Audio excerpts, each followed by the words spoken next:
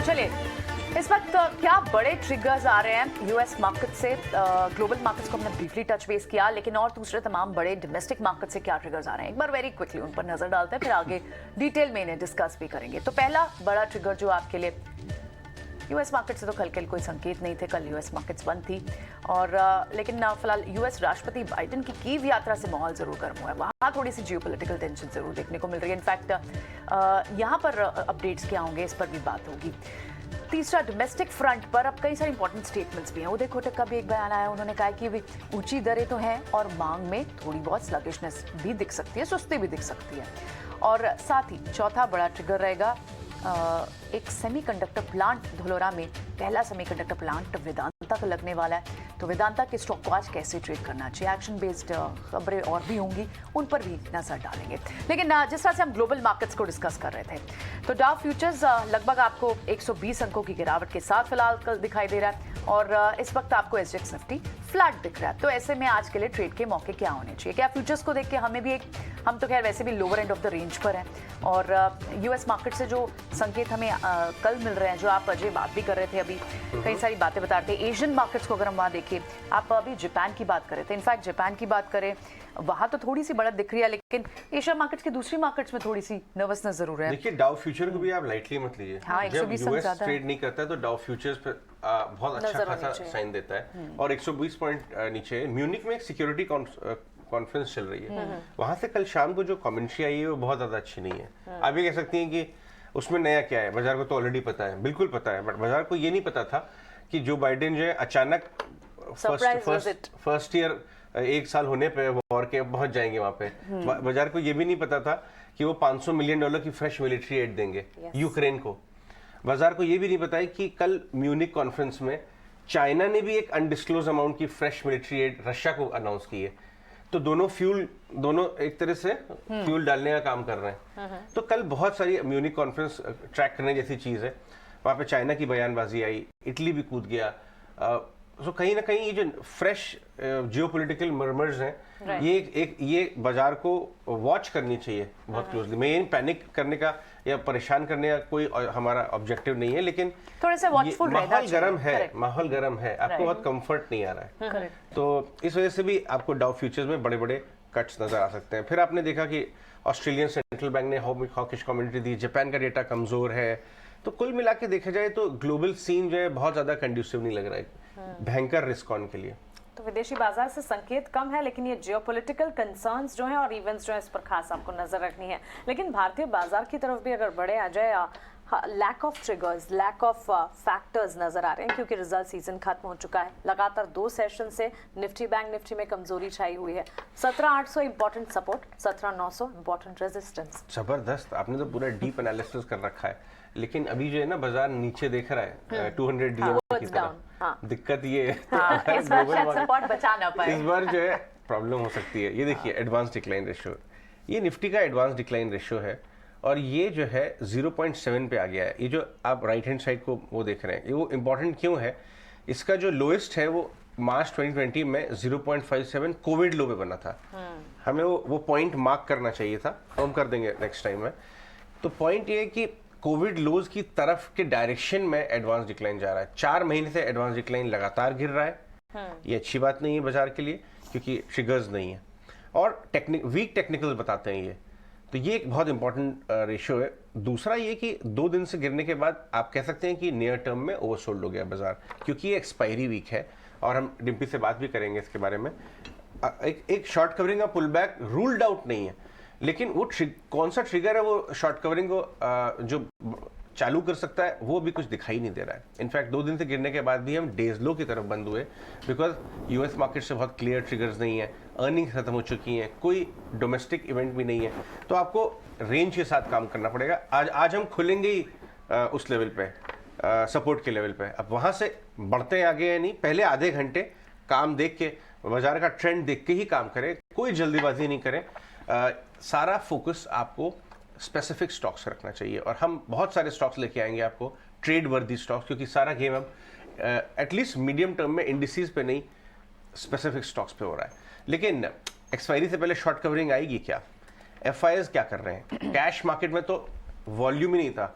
ना तो DII FI के जो डेटा है वो 150 और 60-70 करोड़ के आसपास का काम हुआ है, तो उससे आपको कोई क्यों नहीं मिलेगा खास।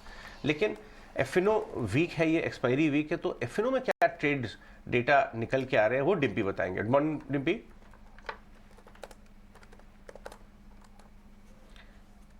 अजय, अभी आप एक प्रश्न पूछ रहे थे कि कौन ऐसा सिग्नल, ऐसा ट्रिगर हो सकता है कि जो बाजार को इस जगह से लेके आ सकता है।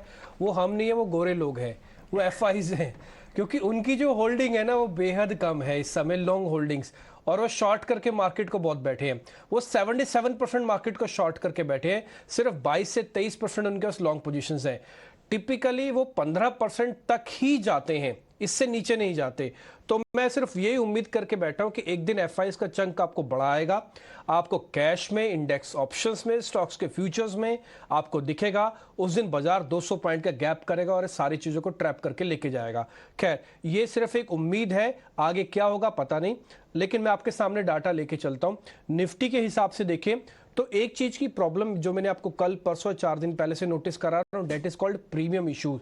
मार्केट में इच्छा शक्ति ही नहीं है, खरीदने का मन ही नहीं है आपके पास, क्योंकि आपका ट्रिगर लेस हो या कुछ भी आप उसके रीजन दे सकते हो, वो मार्केट के पास नहीं है। वो टिपिकली आपको प्रीमियम से दिखता है, सिर्फ 20 पॉइंट का प्रीमियम है। और अगर आप पुरानी एक्सपायरी को आपको कंपेयर करूं तो टिपिकली इस समय तक का प्रीमियम निफ्टी पे कम से कम 70-80 पॉइंट का हुआ करता था, जो भी 20 पॉइंट के रेंज में चल रहा है। और बैंक निफ्टी में 90 पॉइंट का चल रहा है, जो करीब 135-140 पॉइंट का हुआ करता था।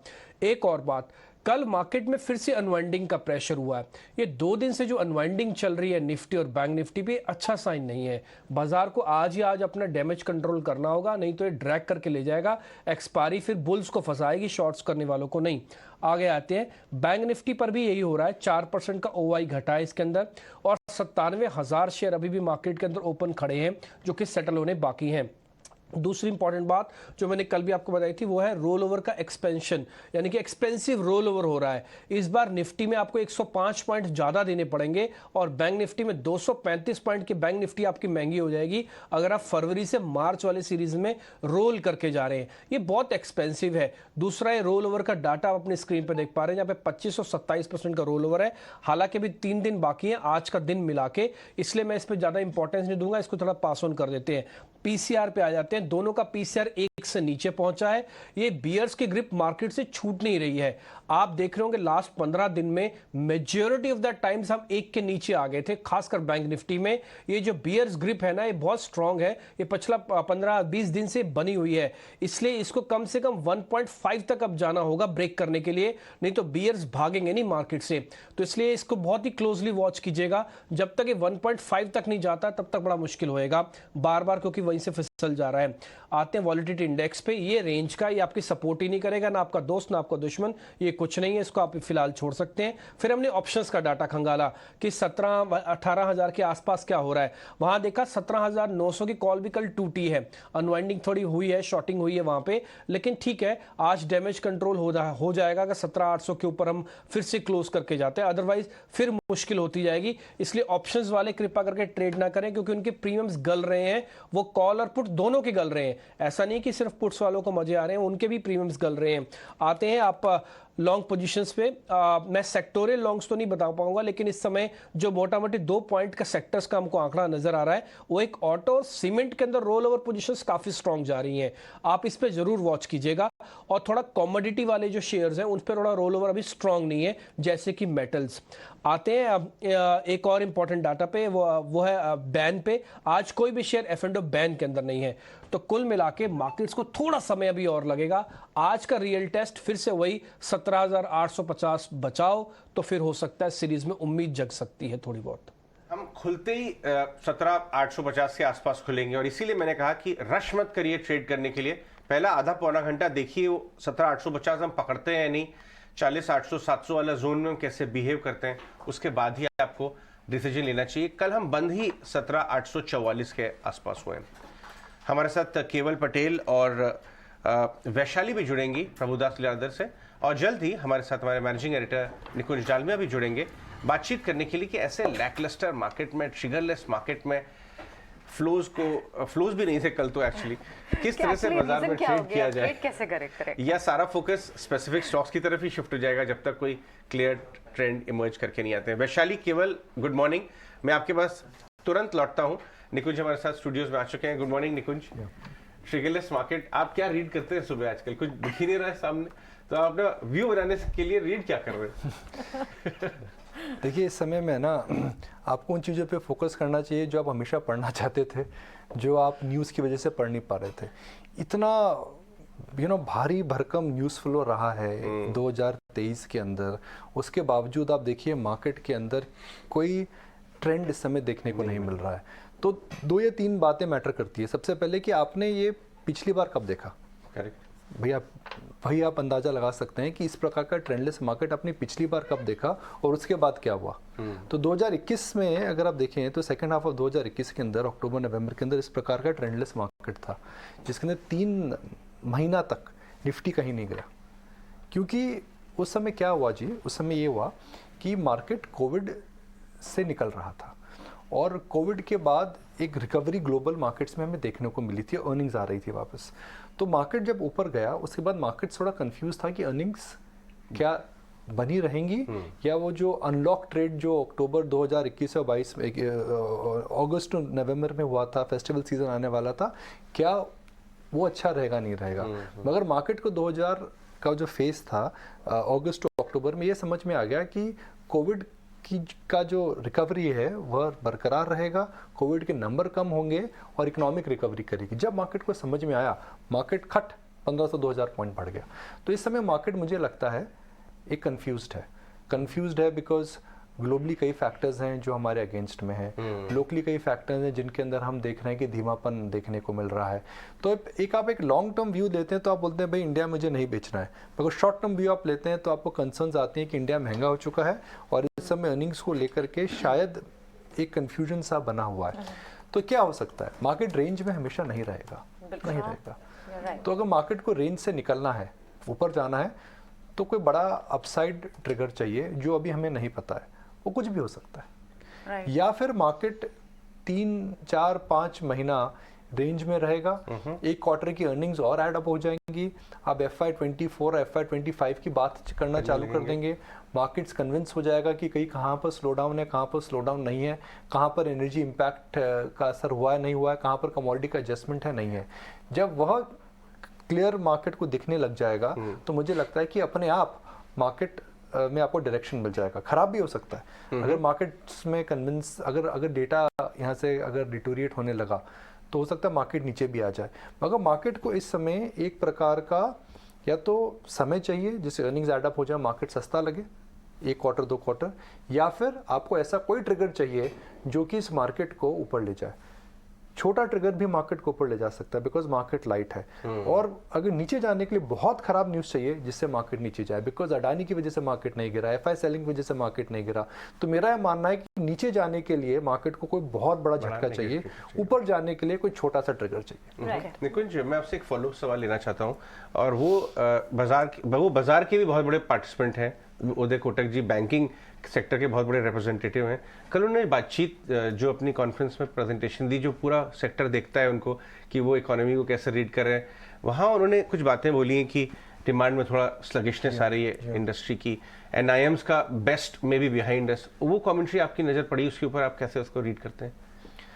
देखिए, कोटक साहब एक हकीकत बयान कर रहे हैं और वो जो बोल रहे हैं उसके अंदर जो डेटा दिख रहा है, हमें दिख रहा है। अगर आप देखें तो फेस्टिवल सीजन के बाद एक अचानक सा स्लो डाउन फील होने लगा है। हम महसूस कर सकते हैं कि जैसे कहते हैं ना कि हाय महंगाई की मार पड़ रही है। आप किसी से भी बात करें तो वो बोल रहे थे कि भाई थोड़ा पिंच हो रहा है। आप अगर हफ्ते में 3 बार खाते थे आउट तो आप बोलें 2 बार खाएंगे।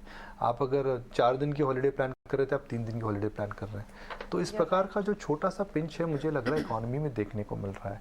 जहाँ तक निम्स की बात है वो तो जाहिर सी बात है कि आपका इंटरेस्ट रेट जब बिगिनिंग में होता है तो आपको लो डिपॉजिट्स की वजह से बेनिफिट मिलता है। अब जो डिपॉजिट्स आ रहे हैं वो हायर रेट पर आ रहे हैं, क्योंकि डिपॉजिट्स हायर रेट पर आ रहे हैं और आप जिस प्राइस पे लेंड कर रहे हैं वो लेंडिंग आपकी इंक्रीज नहीं हो रही है, बिकॉज ऊपर में डिमांड नहीं आ रही है, अब डिपॉजिट ऊपर में है, तो निम्स आपको जो है वो नहीं रहेगा। तो best of the NIMS for banks is behind us. Kotak साहब ने एक और इंटरेस्टिंग चीज बोली जब मैं देख रहा था कि वो अपनी अनसिक्योर्ड लोन बढ़ाना चाहते हैं। अब देखिए तो उन्होंने कोई डेटा है इसके अंदर, मैं शायद 6 को 14 या 12 को 14 करना चाहता हूँ, मुझे आंकड़ा याद नहीं आ रहा है। तो इंटरेस्टिंग बात है कि भाई वो भी हाई ग्रोथ ढूंढ रहे हैं। अनसिक्योर्ड लोन हमेशा हाई ग्रोथ होती है, पर उदय कोटक साहब या कोटक महिंद्रा बैंक अगर हाई लोन ग्रोथ ढूंढ रहा है तो ये इंटरेस्टिंग बात है। इंटरेस्टिंग बात अब होगी कोटक महिंद्रा बैंक में कि कोटक साहब के बाद कौन आएगा, वो भी न्यूज़ कब आएगा, रिस्क मैनेजमेंट कैसे होगा, क्या प्रोसेसेस हैं उनके पास, क्योंकि यह एक बड़ा एक प्रश्न चिन्ह है या क्यूरियोसिटी बड़ा सवाल है कोटक महिंद्रा के शेयर होल्डर्स के लिए। राइट, ये हाई महंगाई निकुंज जो आप कह रहे हैं ना, ये राइट, क्योंकि कंजम्पशन स्टोरी की अगर बात करें, जहाँ रूरल मार्केट्स में स्मॉल पैकेट स्मॉल सैशेस की डिमांड थी, अब अर्बन मार्केट्स में भी स्मॉल सैशे स्मॉल पैकेट्स की डिमांड होने लगी है। तो क्लियरली कंजम्पशन थीम जो है वो बदल रही है, और ऐसे में यहाँ पर पूरी तरह से इन्फ्लेशन का एक हिट या डेंट जो है वो नज़र आना शुरू हो चुका है। ऐसे में आईटीसी जैसे स्टॉक्स जिनका अभी ताज़ा हमने देखा, गोल्डमैन सैक्स की एक रिपोर्ट आई, उनका कहना है कि एफएमसीजी में अन्य कंपनियों के मुकाबले इनके वैल्यूएशन सस्ते हैं। क्या आपकी नज़र पड़ी यहाँ? देखिए, इनकी वैल्यूएशन सस्ती है मैं मानता हूँ, मगर इनका जो एफएमसीजी बिजनेस है वह भी ढीला है। एक ज़माना था, मतलब 1-1.5-2 साल पहले हम आईटीसी में बड़े बुलिश थे और 200 का भाव था, और 89 स्वदेश पे हम आई थिंक मैं एयर पे गया था और मैंने बोला था कि भाई I am surprise that markets are giving ITC a step motherly treatment. तो मुझे नहीं लगता है कि वो स्टेप मदरली ट्रीटमेंट आईटीसी को मिल रहा है। दूसरा, आईटीसी का हालांकि एफएमसीजी बिजनेस ग्रो कर रहा है, मगर इनके जो मार्जिन है वो भी कम है। तीसरा, इनका जो सिगरेट बिजनेस है वो जो ग्रोथ मिसिंग थी, ग्रोथ आ चुकी है। कुल मिलाकर के मुझे लगता है कि आईटीसी इस समय फुल्ली प्राइस्ड है। आईटीसी के अंदर जो वैल्यू थी इस समय वो मिसिंग है। आईटीसी के अंदर अब ये देखना पड़ेगा कि आने वाले समय में क्या आईटीसी को स्प्लिट करा जाएगा। काफ़ी बात चल रही है, मैनेजमेंट ने हमें कुछ इस बात पे स्पष्टीकरण नहीं करा है। और दूसरा, जिस बात पे हम बात नहीं कर रहे हैं वो इनका होटल बिजनेस है। आईटीसी का होटल बिजनेस बहुत बड़ा है। हम आईटीसी को सिगरेट और एफएमसीजी बोलते हैं, मगर इनका होटल और पेपर बिजनेस बहुत बड़ा है। उन दोनों बिजनेसेस के अंदर अभी साइकिल अपटर्न के अंदर है, तो उन दोनों बिजनेसेस को लेकर के क्या सरप्राइज आ सकता है। 400 के ऊपर मेरे हिसाब से ITC is a fully price stock. This stock 2 years ago was cheap and attractive. Now I think it is priced to perfection. सो ऐसो की भी वैल्यूएशन तो आपको देखनी पड़ेगी अब आईटीसी में, जी राइट? हाँ, करेक्ट। सो निकुंज, जैसे अभी आप बात कर रहे थे ना कि अगर बैंक्स में देखें कि क्या best of the NIMs are behind banks, क्या ये एक फैक्टर हो सकता है कि बाजार इसे भी देख रहा है? क्योंकि आप पीएसयू बैंक्स को देखें थोड़े समय से ड्रैगर दिख रहे हैं, और इनफैक्ट एक सेक्टोरल चर्निंग तो दिख रही है। IT is continuously performing, banks अभी थोड़े समय के लिए पीछे है, बैकफुट पे बैठे हैं। सो ये जो सेक्टर चर्निंग होगी, इसमें आप ऑफकोर्स ट्रिगर्स कम है, बाजार शायद लैकलस्टर रह सकता है, तो फिर भी कौन से सेक्टर्स हैं जिन पर नजर बना के रख सकते हैं? छोटे छोटे थीम्स ही लग रहे हैं, Sure. यू नो प्रियंका, मुझे लग रहा है कि छोटे छोटे थीम्स के अंदर ही अब आपको नज़र रखनी पड़ेगी, बिकॉज जो सेक्टरल रोटेशन हो रखा है बहुत ही जल्दी होता है, बहुत ही अचानक होता है, क्विक होता है। मेरे को लगता है कि मैन्युफैक्चरिंग रिलेटेड कंपनीज पे नज़र रखिए, स्पेशली डिज़ाइन मैन्युफैक्चरिंग के अंदर।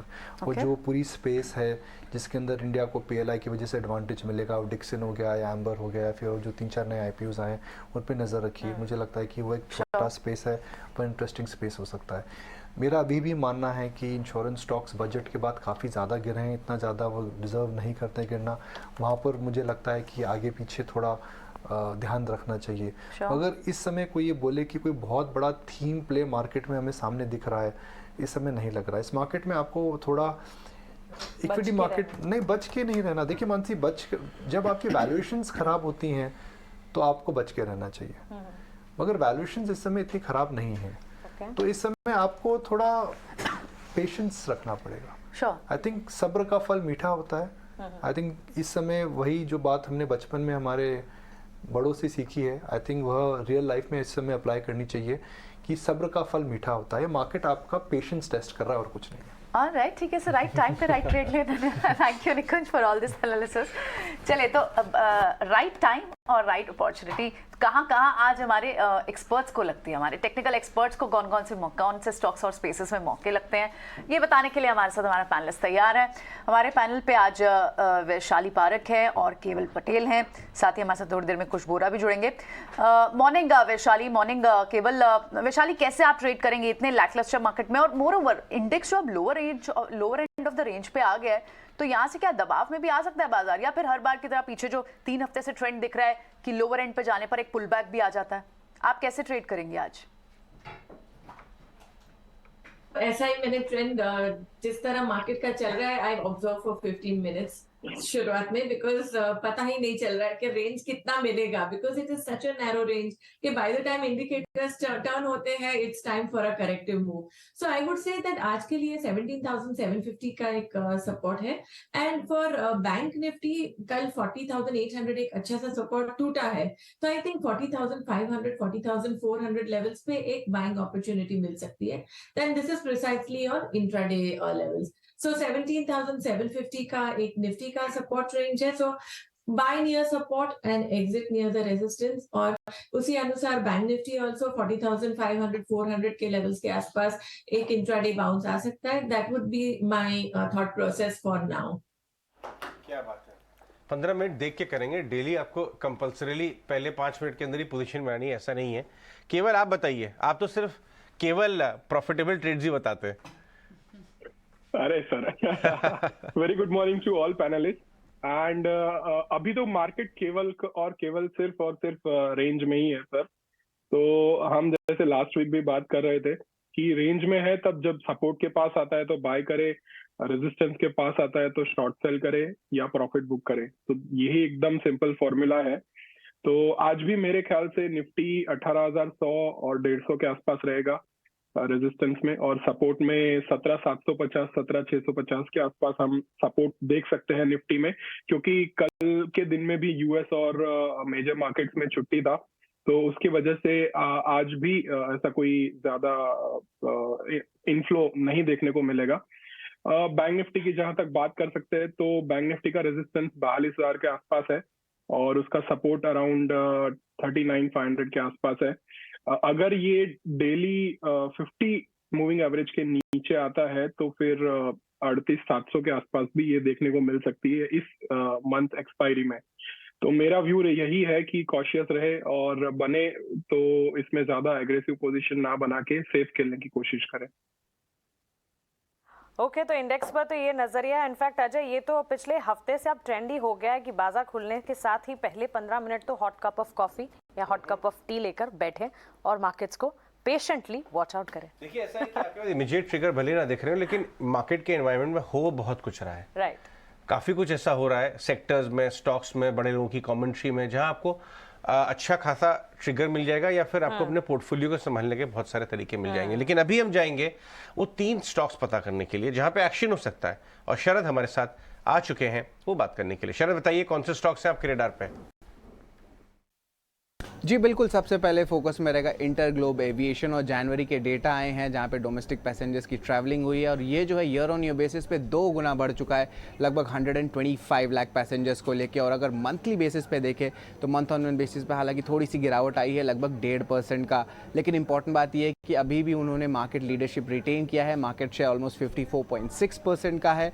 और एनालिस्ट का मानना है कि जो स्टॉक में ओवरहैंग है वो अब पीछे चली गई, क्योंकि प्रमोटर्स ने जो अपनी स्टेक को ऑफलोड किया। ये लगातार दूसरी बार हुआ है जब प्रमोटर जो गंगवाल फैमिली से उन्होंने अपने स्टेक को गिराया है कंपनी में। दूसरा स्टॉक फोकस में रहेगा मैंगलोर केमिकल्स, और यहाँ पे जो है प्रमोटर्स ने एडिशनल 19 लाख शेयर्स का शेयर प्लेज को क्रिएट किया है फरवरी 15 को। और ओवरऑल अगर दिसंबर शेयर होल्डिंग पैटर्न में आप चेक करेंगे तो लगभग 63% शेयर प्लेज जो है ओवरऑल टोटल प्रमोटर होल्डिंग का रहेगा। अभी इंपॉर्टेंट इसलिए क्योंकि जुआरी एग्रो केमिकल जो है लगभग 54% stake as a promoter company में होल्ड करता है और ओवरऑल प्रमोटर होल्डिंग 61% का है। तो ये तो 2 पहले स्टॉक्स हुए, लेकिन जो तीसरा स्टॉक फोकस में रहने वाला है वो है अल्ट्राटेक सीमेंट। और आज अहम एनालिस्ट मीट है जहां पे वो बड़े दिग्गज इन्वेस्टर्स एफआई में जैसे कि फिडेलिटी, जेपी मॉर्गन के साथ मीट करने वाले, और डोमेस्टिक इंस्टीट्यूशन में देखें तो वहाँ पे एसबीआई म्यूचुअल फंड भी रहने वाले हैं।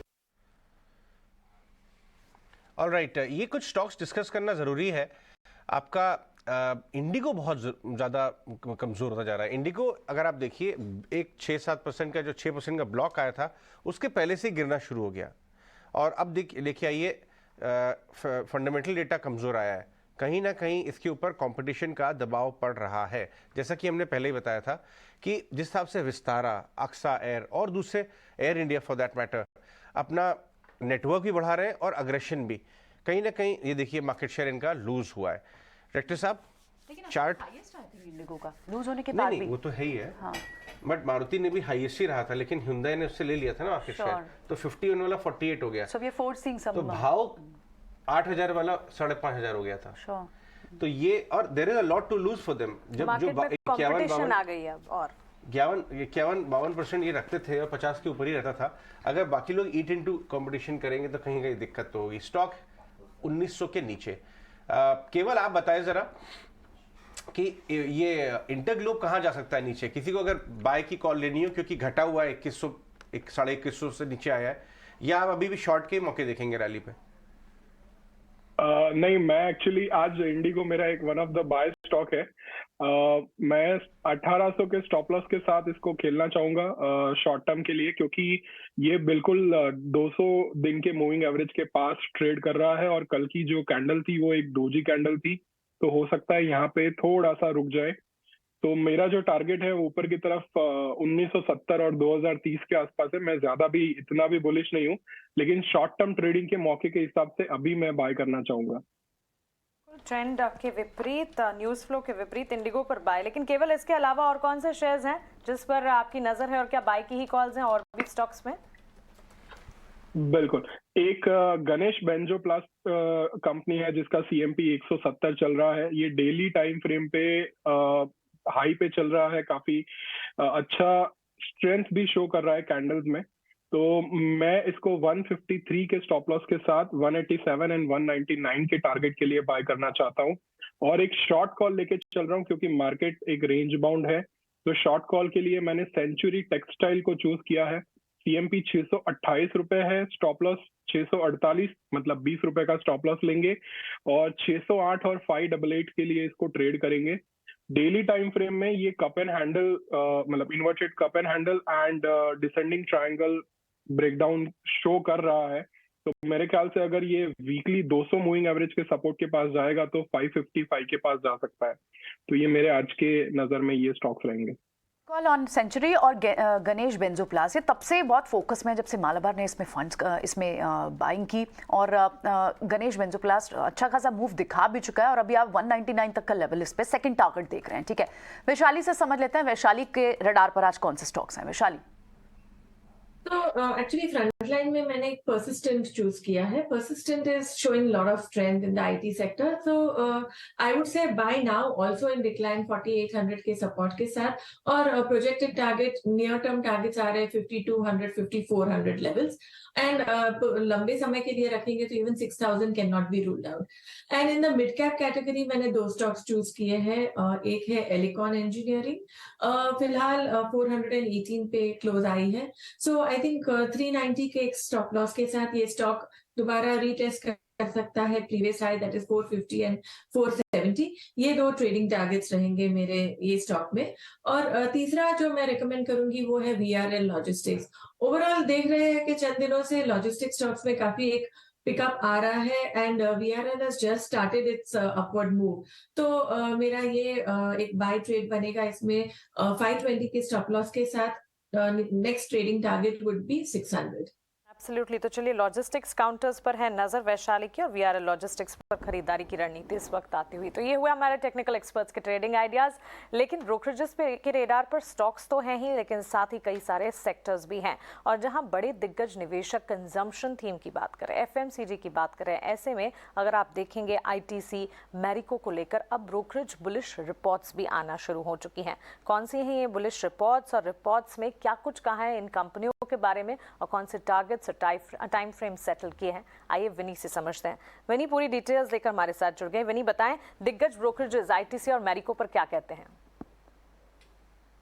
तो बिल्कुल दो नोट्स आई हुई है एफएमसीजी स्पेस में। जो है पहला आईटीसी की बात करते हैं, वहाँ पे गोल्डमैन सैक्स की नोट है आईटीसी पे, वो बाय मेंटेन कर रहे हैं, बाय रेटिंग मेंटेन कर रहे हैं, टारगेट प्राइस दिया हुआ है 450 रुपीज़ पर शेयर।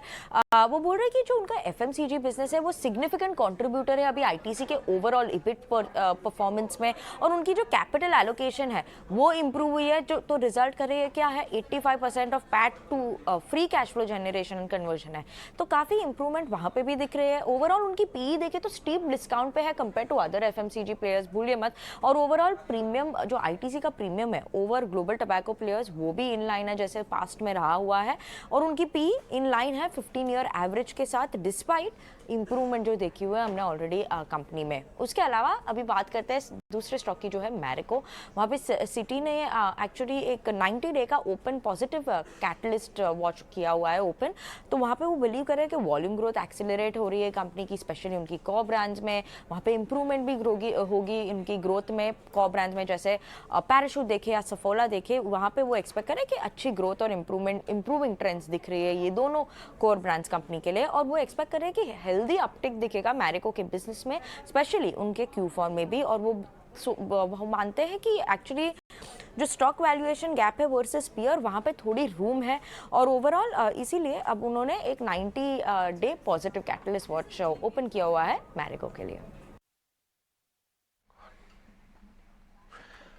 ठीक है, विनोद मोदी हमारे साथ आ चुके हैं फंडामेंटल से बात करने के लिए, और हम ये सारी चर्चा उनसे भी करेंगे। बट विनोद, मैं वापस उदय कोटक की कमेंट्री पे जाना चाहूँगा। उदय जी ने कल एक अपनी कॉन्फ्रेंस में एक प्रेजेंटेशन दिया और वहाँ पे काफ़ी इंटरेस्टिंग ऑब्जर्वेशंस दिए। उन्होंने कह रहे हैं कि स्लो डाउन दिख रहा है, वो ये भी कह रहे हैं कि रेट्स जो है ऊपर रह सकते हैं कुछ समय के लिए। कॉशियसली ऑप्टिमिस्टिक टाइप का उन्होंने कमेंट्री दिए। हालांकि ये कहा है कि एनआईएम्स के बेस्ट पीछे हो सकते हैं, लेकिन अच्छे बैंक अपने मार्जिन्स हायर फी बेस्ड कारोबार करके मैनेज कर लेंगे। अब इस लाइट में अगर आप हमारे लिए कोटक महिंद्रा बैंक, आप axis bank, ICICI bank, HDFC bank analyse करें कि गिरावट में वहाँ कौन सा लेना चाहिए, क्योंकि उनके पास ही फी बेस्ड ज़्यादा प्रोडक्ट हैं कि लोअर एनआईएम में भी प्रोडक्ट मिक्स को चेंज करके मैनेज कर लिया जाए। Good morning Ajay ji. जी हाँ, अगर उदय कोटक जी की अगर कमेंट्री में याद करूं, जो इनके Q3 के नंबर के समय में था वो भी काफी पॉजिटिव था। जो ठीक है, कल की जो थोड़ी स्टेटमेंट थी definitely that can not be denied कि थोड़ा सा मतलब असर तो आएगा ही, मतलब इंटरेस्ट रेट इतने ऊपर जाने के बाद। बट गिवन द फैक्ट जिस हिसाब से हम क्रेडिट ग्रोथ का ट्रैक्शन हम ओवरऑल देख रहे हैं राइट, और मुझे लगता है कि ये ट्रेड अभी सस्टेन रहेगी। क्रेडिट ग्रोथ एक साइड में आपका कंसिस्टेंटली डबल डिजिट रहने वाला है, एट द सेम टाइम जिस हिसाब से एसेट क्वालिटी इंप्रूव हो बैंकों के उसको मद्देनजर रखते हुए मुझे लगता है कि जो क्रेडिट कॉस्ट हैं जो देखेंगे तो सभी बैंकों के लेस देन 1% है, most of the large banks जो हैं। तो क्रेडिट कॉस्ट अगर जगह पैसा होता है तो प्रॉफिटेबिलिटी रेशियो आपका काफी बेहतर रहेगा। मुझे बैंकों के परफॉर्मेंस में मुझे कुछ ऐसा बहुत बड़ा रिवर्सल नहीं दिख रहा है। मुझे लग रहा है ये this bank should continue to perform very well. Double digit earning growth आपको मार्च क्वार्टर में भी बेहतर अर्निंग ग्रोथ मिलेंगे, जून क्वार्टर के भी अर्निंग ग्रोथ बेहतर होने चाहिए। एंड जहां तक आपका जो क्वेश्चन है कि भाई ऐसे सिनेरियो में हमें कौन सी बैंक देखनी चाहिए, तो यस, मेरा अभी भी यही मानना है कि जिन बैंकों ने लास्ट 2-3 साल में अपने लायबिलिटी फ्रेंचाइजी साइड में ज्यादा फोकस किया है in terms of in enhancing their branch networks and all digitization and all, तो उस संदर्भ में मुझे लगता है कि जिन बैंकों ने का ब्रांच नेटवर्क काफी बड़े हैं, जो डिपॉजिट मोबाइलाइजेशन करने में काफी बेहतर रूप से सक्षम है, तो वो बैंक मुझे लगता है कि they should outperform here और अगर मुझे ये ट्रेंड अगर मैं देखूं तो जो कुछ कंपनी जैसे अगर मैं एचडीएफसी बैंक की बात करूं, for the matter ICICI bank की भी बात करूं, even Kotak of late they starting focusing more upon liability side, तो ये सब बैंक मुझे लगता है कि they should do better overall. And yes, अभी जो नियर टर्म में हमने कुछ हफ्तों में जो करेक्शन देखे हैं, मुझे लगता है कि ये करेक्शन के कारण I think it's all about opportunity, right. मुझे लगता है कि ये बीएफएसआई जो क्वालिटी बैंक्स है, मुझे हर करेक्शन में थोड़ा थोड़ा करके एक्यूमुलेट करनी चाहिए इन्वेस्टर्स को। सो ये तो बैंक्स पर एक व्यू रहा in light of this entire event, ठीक है। लेकिन बढ़ते हैं आगे, एक और इम्पॉर्टेंट खबर, अहम खबर, और ये पावर कंपनियों के लिए बड़ी हो सकती है जो इंपोर्टेड कोल पर निर्भर है, जैसे कि टाटा पावर या अदानी पावर। खबर ये आई सोमवार को सरकार की तरफ से कि वो सारी पावर कंपनियां जो जिनकी निर्भरता इंपोर्टेड कोल पर होती है उन्हें अपनी कैपेसिटी यूटिलाइजेशन मैक्सिमम करनी पड़ेगी, क्योंकि आगे पीक डिमांड रह सकती है गर्मियों के चलते। इस पूरी खबर को पहले एक बार विस्तार से प्रकाश से समझते हैं और उसके बाद इसका एनालिसिस भी करेंगे। हमारे साथ रुपेश सांखे भी होंगे, वीपी फ्रॉम एलारा कैपिटल।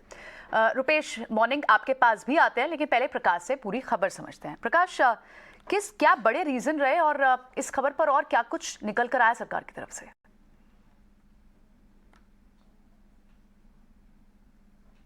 देखिए, पावर डिमांड में काफ़ी बढ़ोतरी हो रही है और उम्मीद ये की जा रही है कि इस बार आने वाली गर्मियों, ऊर्जा मंत्रालय का ये अनुमान है कि अप्रैल के महीने में, यानी कि अप्रैल 2023 में जो पीक आवर पावर डिमांड है 229 गीगावाट के लेवल पर पहुंच सकता है, क्योंकि इकोनॉमी में तेजी आ रही है, एक्टिविटीज में तेजी आ रही है और ये गतिविधियां बढ़ने से पावर डिमांड में लगातार तेजी देखने को मिल रही है। लिहाजा पावर शॉर्टेज की स्थिति न हो, जितनी डिमांड हो इसको मीट की जाए, इसको ध्यान में रखते हुए ऊर्जा मंत्रालय कई तरह के फैसले ले रहा है और उसी दिशा में अब ये एक फैसला लिया गया है कि जो imported coal based power plants हैं उनको इलेक्ट्रिसिटी एक्ट के सेक्शन 11 का इस्तेमाल करते हुए ये निर्देश दिया गया है कि वो अपनी फुल कैपेसिटी के साथ ऑपरेट करेंगे, यानी कि उनकी जो भी क्षमता है उस क्षमता के हिसाब से वो कोल इंपोर्ट करे, क्योंकि वो imported coal based power plant ही है, उनको इंपोर्टेड कोल पर ही चलना है, तो उस पर्याप्त मात्रा में वो कोल इंपोर्ट करें और फुल कैपेसिटी के साथ ऑपरेट करें। अब सवाल उठता है कि जब अतिरिक्त बिजली पैदा होगी तो उसका इस्तेमाल कैसे होगा।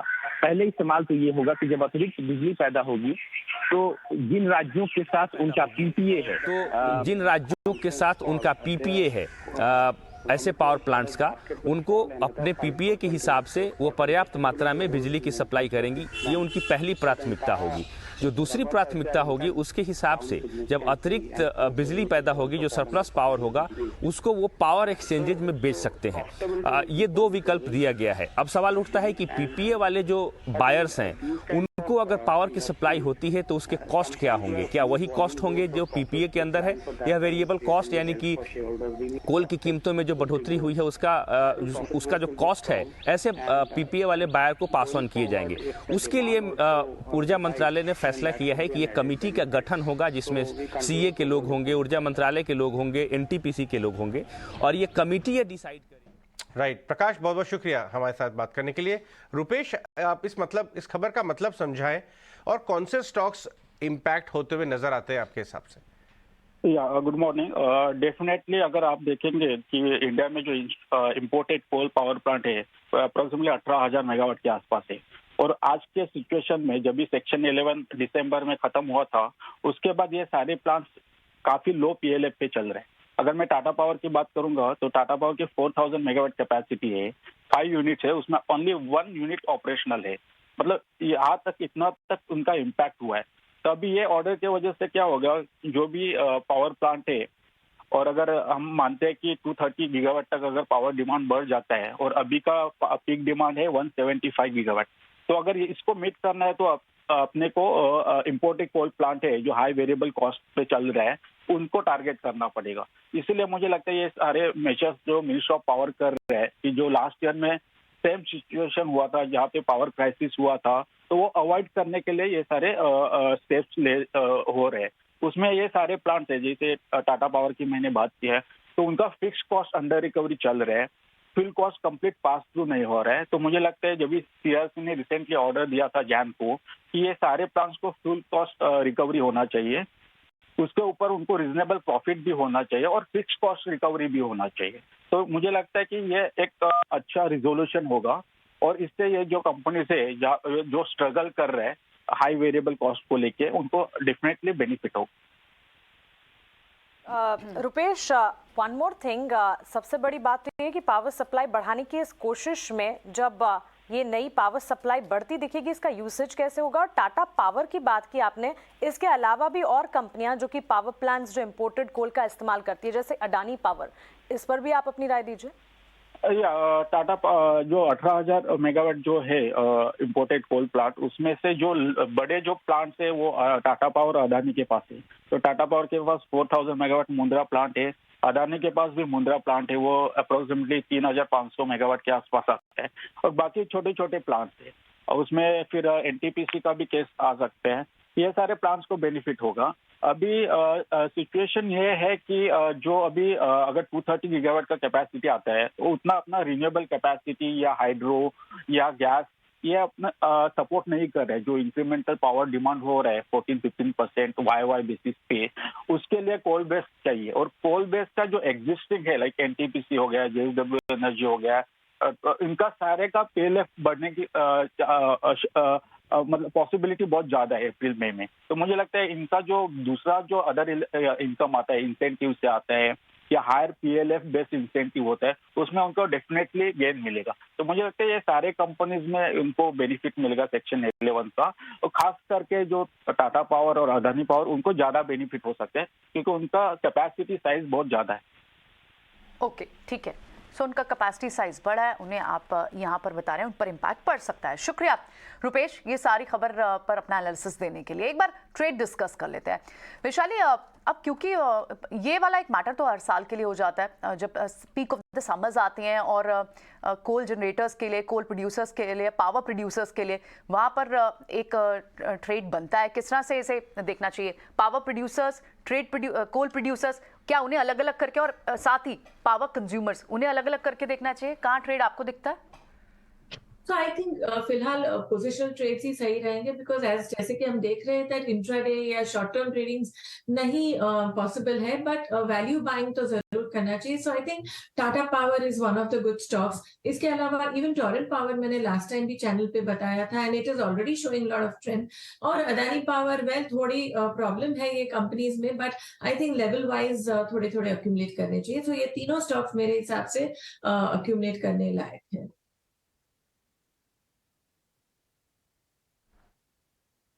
ठीक है, चलिए आगे बढ़ते हैं। कुछ और स्टॉक्स के बारे में बात कर लेते हैं जो कल के सेशन में कमज़ोर नज़र आ रहे थे और बहुत ज़्यादा इस बात बाजार के ऊपर ही बहुत ज़्यादा प्रेशर डालते हुए नज़र आ रहे हैं। रिलायंस एक ऐसा स्टॉक है। रिलायंस इंडस्ट्रीज का चार्ट लेके आइए। एक बार तो 2310 से ऑलमोस्ट 2450 तक गया, लेकिन वहाँ से घूम गया है और प्रेशर में आता हुआ नज़र आ रहा है। डायरेक्टर साहब, अगर आप चार्ट लेके आएँ तो ट्रेड बात करने में आसानी होगी। ये देखिए, डेज लो पे बंद हुआ है, 25 रुपये नीचे, वापस ऑलमोस्ट 2400 के आसपास।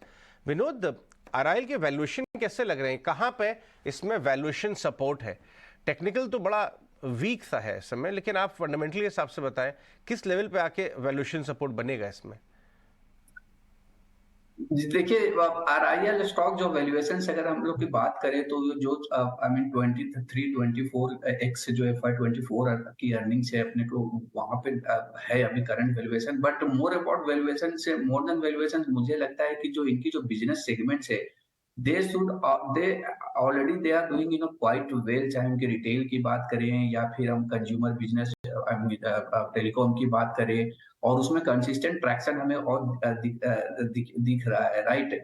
सो चूंकि अभी ऑफ लेट जो बात चल रहे थे कि ये जो वैल्यू अनलॉकिंग होगा कंज्यूमर में, चाहे इनके बिजनेस में चाहे रिटेल में, अगर ये आने वाले समय वैल्यू अनलॉकिंग की जो चल रही थी उसके वजह से स्टॉक बीच में थोड़ा सा ट्रैक्शन में दिखा था। लेकिन चूंकि अभी वो चीज थोड़ा सा डिले होते हुए दिख रहा है, तो मुझे लगता है थोड़ा सा उसका ओवर हैंग है, क्योंकि इन्वेस्टर्स लोग को लग रहा था कि वैल्यू अनलॉकिंग की जब प्रक्रिया चालू होगी तो ये स्टॉक के लिए बहुत बड़ा री रेटिंग ट्रिगर होगा। बट मुझे लगता है चूंकि वो चीज अभी नहीं होता हुआ दिखाई दे रहा है, तो वो नियर टर्म कंसर्न है।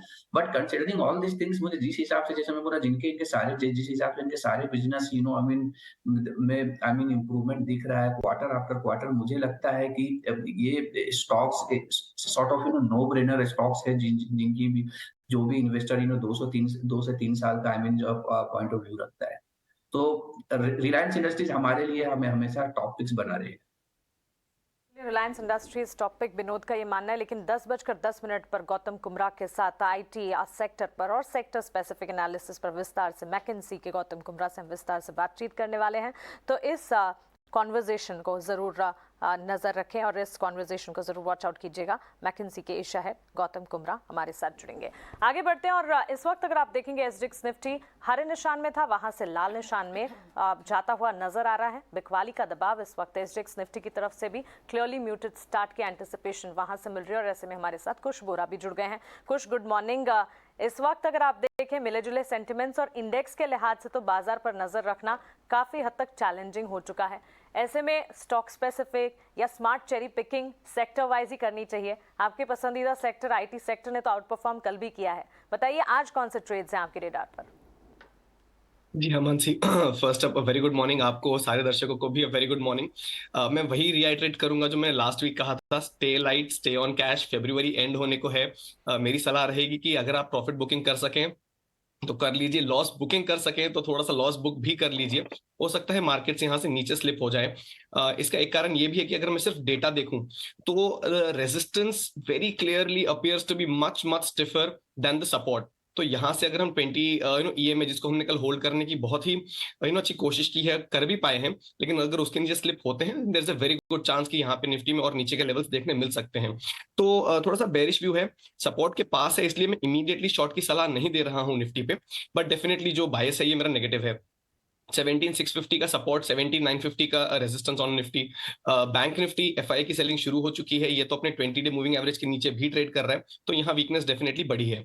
सो 40,200 का सपोर्ट, यहाँ पे 41,200 का रेजिस्टेंस जोन जो है। जहां तक आपने स्टॉक्स की बात की, you are right, cherry picking का टाइम है, स्टॉक स्पेसिफिक एक्शन बिल्कुल कंटिन्यू है।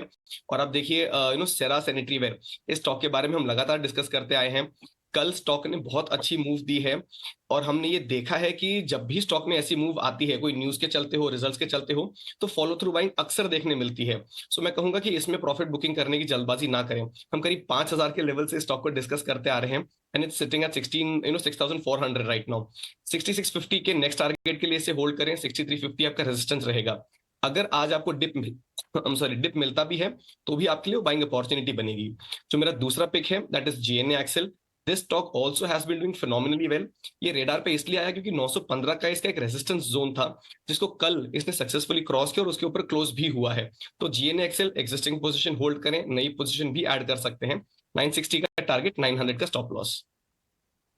Absolutely, GNA Excel ये भी आप कई बार रेकमेंड कर चुके हो और Cera very well pick given at the right time. In fact कुछ हम आपको कल त्रिवेणी टर्बाइंस पे भी याद कर रहे थे, स्पेशली अजय याद भी कर रहे थे आपको कि आज खुश नहीं तो हमने कॉन्ग्रेचुलेट करते फॉर द राइट पिक। ठीक है, चले बिल्कुल। जब आईटी सेक्टर की अभी बात कर रही थी मानसी, और आईटी सेक्टर क्योंकि इस वक्त एक सस्टेन मूव अगर किसी सेक्टर से आ रही है तो पिछले 6 हफ्तों से आईटी से तो आ ही रहा है। तो आईटी सेक्टर के एक बहुत ही बड़े दिग्गज यानी सबसे भरोसेमंद इंडस्ट्री लीडर, कॉर्पोरेट गवर्नेंस का बड़ा चेहरा कौन हो सकता है? आई एम श्योर सबने गेस कर लिया होगा, आईटी सेक्टर के नारायण। आज मेगा एक्सक्लूसिव आप ईटी नाउ स्वदेश पर दिन भर ये बड़ा एक्सक्लूसिव देखेंगे, हमारे सोशल मीडिया प्लेटफॉर्म पर भी ये सारे अपडेट्स होंगे, तो बिल्कुल मिस मत कीजिएगा।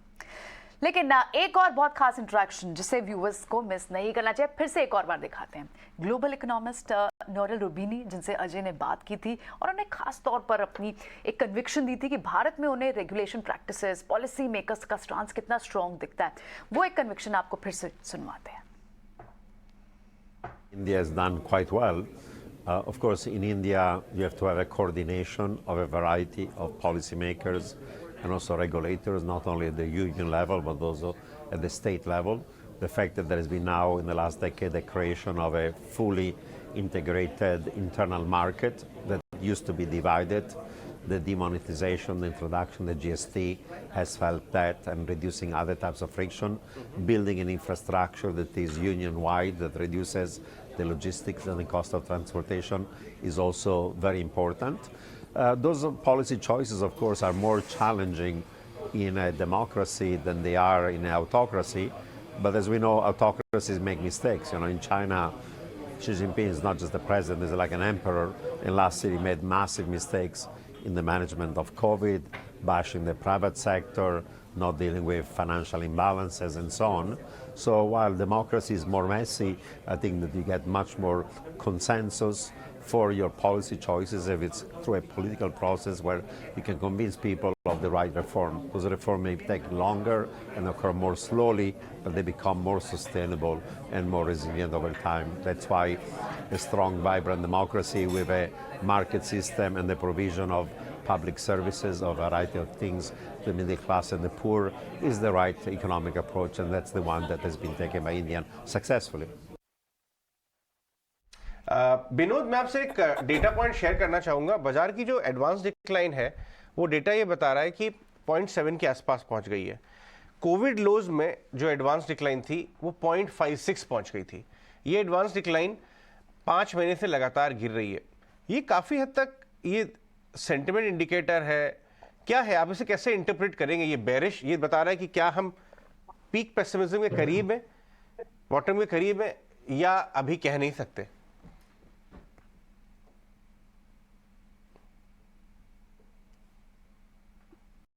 Binod? Sorry, so it was for me. Okay. So definitely Ajay ji, I mean जिस हिसाब से ये जो आपने चार्ट दिखाया है, that definitely shows कि मतलब ये जो पेसिमिज्म है वो कुछ कुछ महीनों से जो चलता आ रहा है मार्केट के बारे में, जिस हिसाब से एफआई सेलिंग आई है, मुझे लगता है कि वो भी टू एन एक्सटेंट ये इनको इम्पैक्ट किया हुआ है overall. But given the fact, I mean considering all this things, ये हम सबको पता है कि ये जो सेलिंग प्रेशर जो हमारे मार्केट में आया बिकॉज ऑफ द फैक्ट कि हमारा मार्केट रिलेटिवली थोड़ा एक्सपेंसिव हो गया था कंपेयर टू मार्केट। चाइना का मार्केट बात करें, साउथ कोरियन मार्केट की बात करें, फिलीपींस की बात करें, सो जिसका जिसके वजह से थोड़ा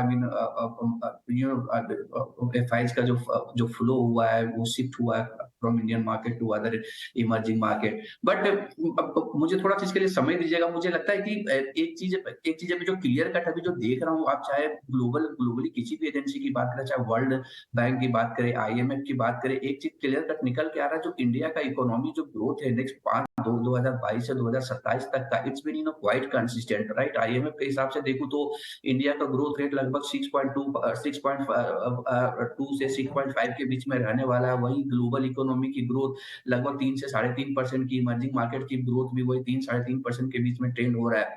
लेकिन इसमें जो सबसे ज्यादा ध्यान देने वाली बात है, इसमें हमें लगता है कि अगर आप जो इंडिया इकोनॉमी का जो कंट्रीब्यूशन आप देखेंगे ग्लोबल इकोनॉमी में, right, that's been growing from 3.3% 2022 to almost 4% by 2027।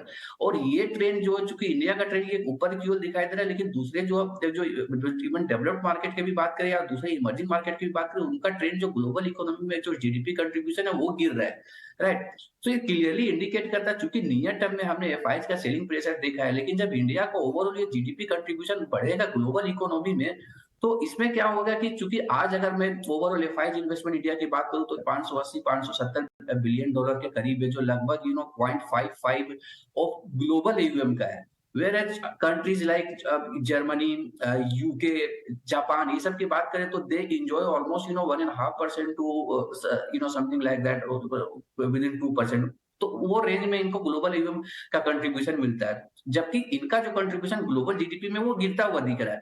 तो मेरा बहुत स्ट्रॉन्ग फीलिंग है, आने वाले महीनों में आप देखोगे कि इंडिया का जो कंट्रीब्यूशन है ओवरऑल ग्लोबल एयूएम का, that should increase technically from 0.55% to, और ये 0.55% अगर 0.9% या 1% भी होता है तो आपको एफआईज का जो फ्लो में जो सालाना जो ग्रोथ आनी चाहिए वो 25 से 30% का ग्रोथ आनी चाहिए ओवर द नेक्स्ट 5 ईयर।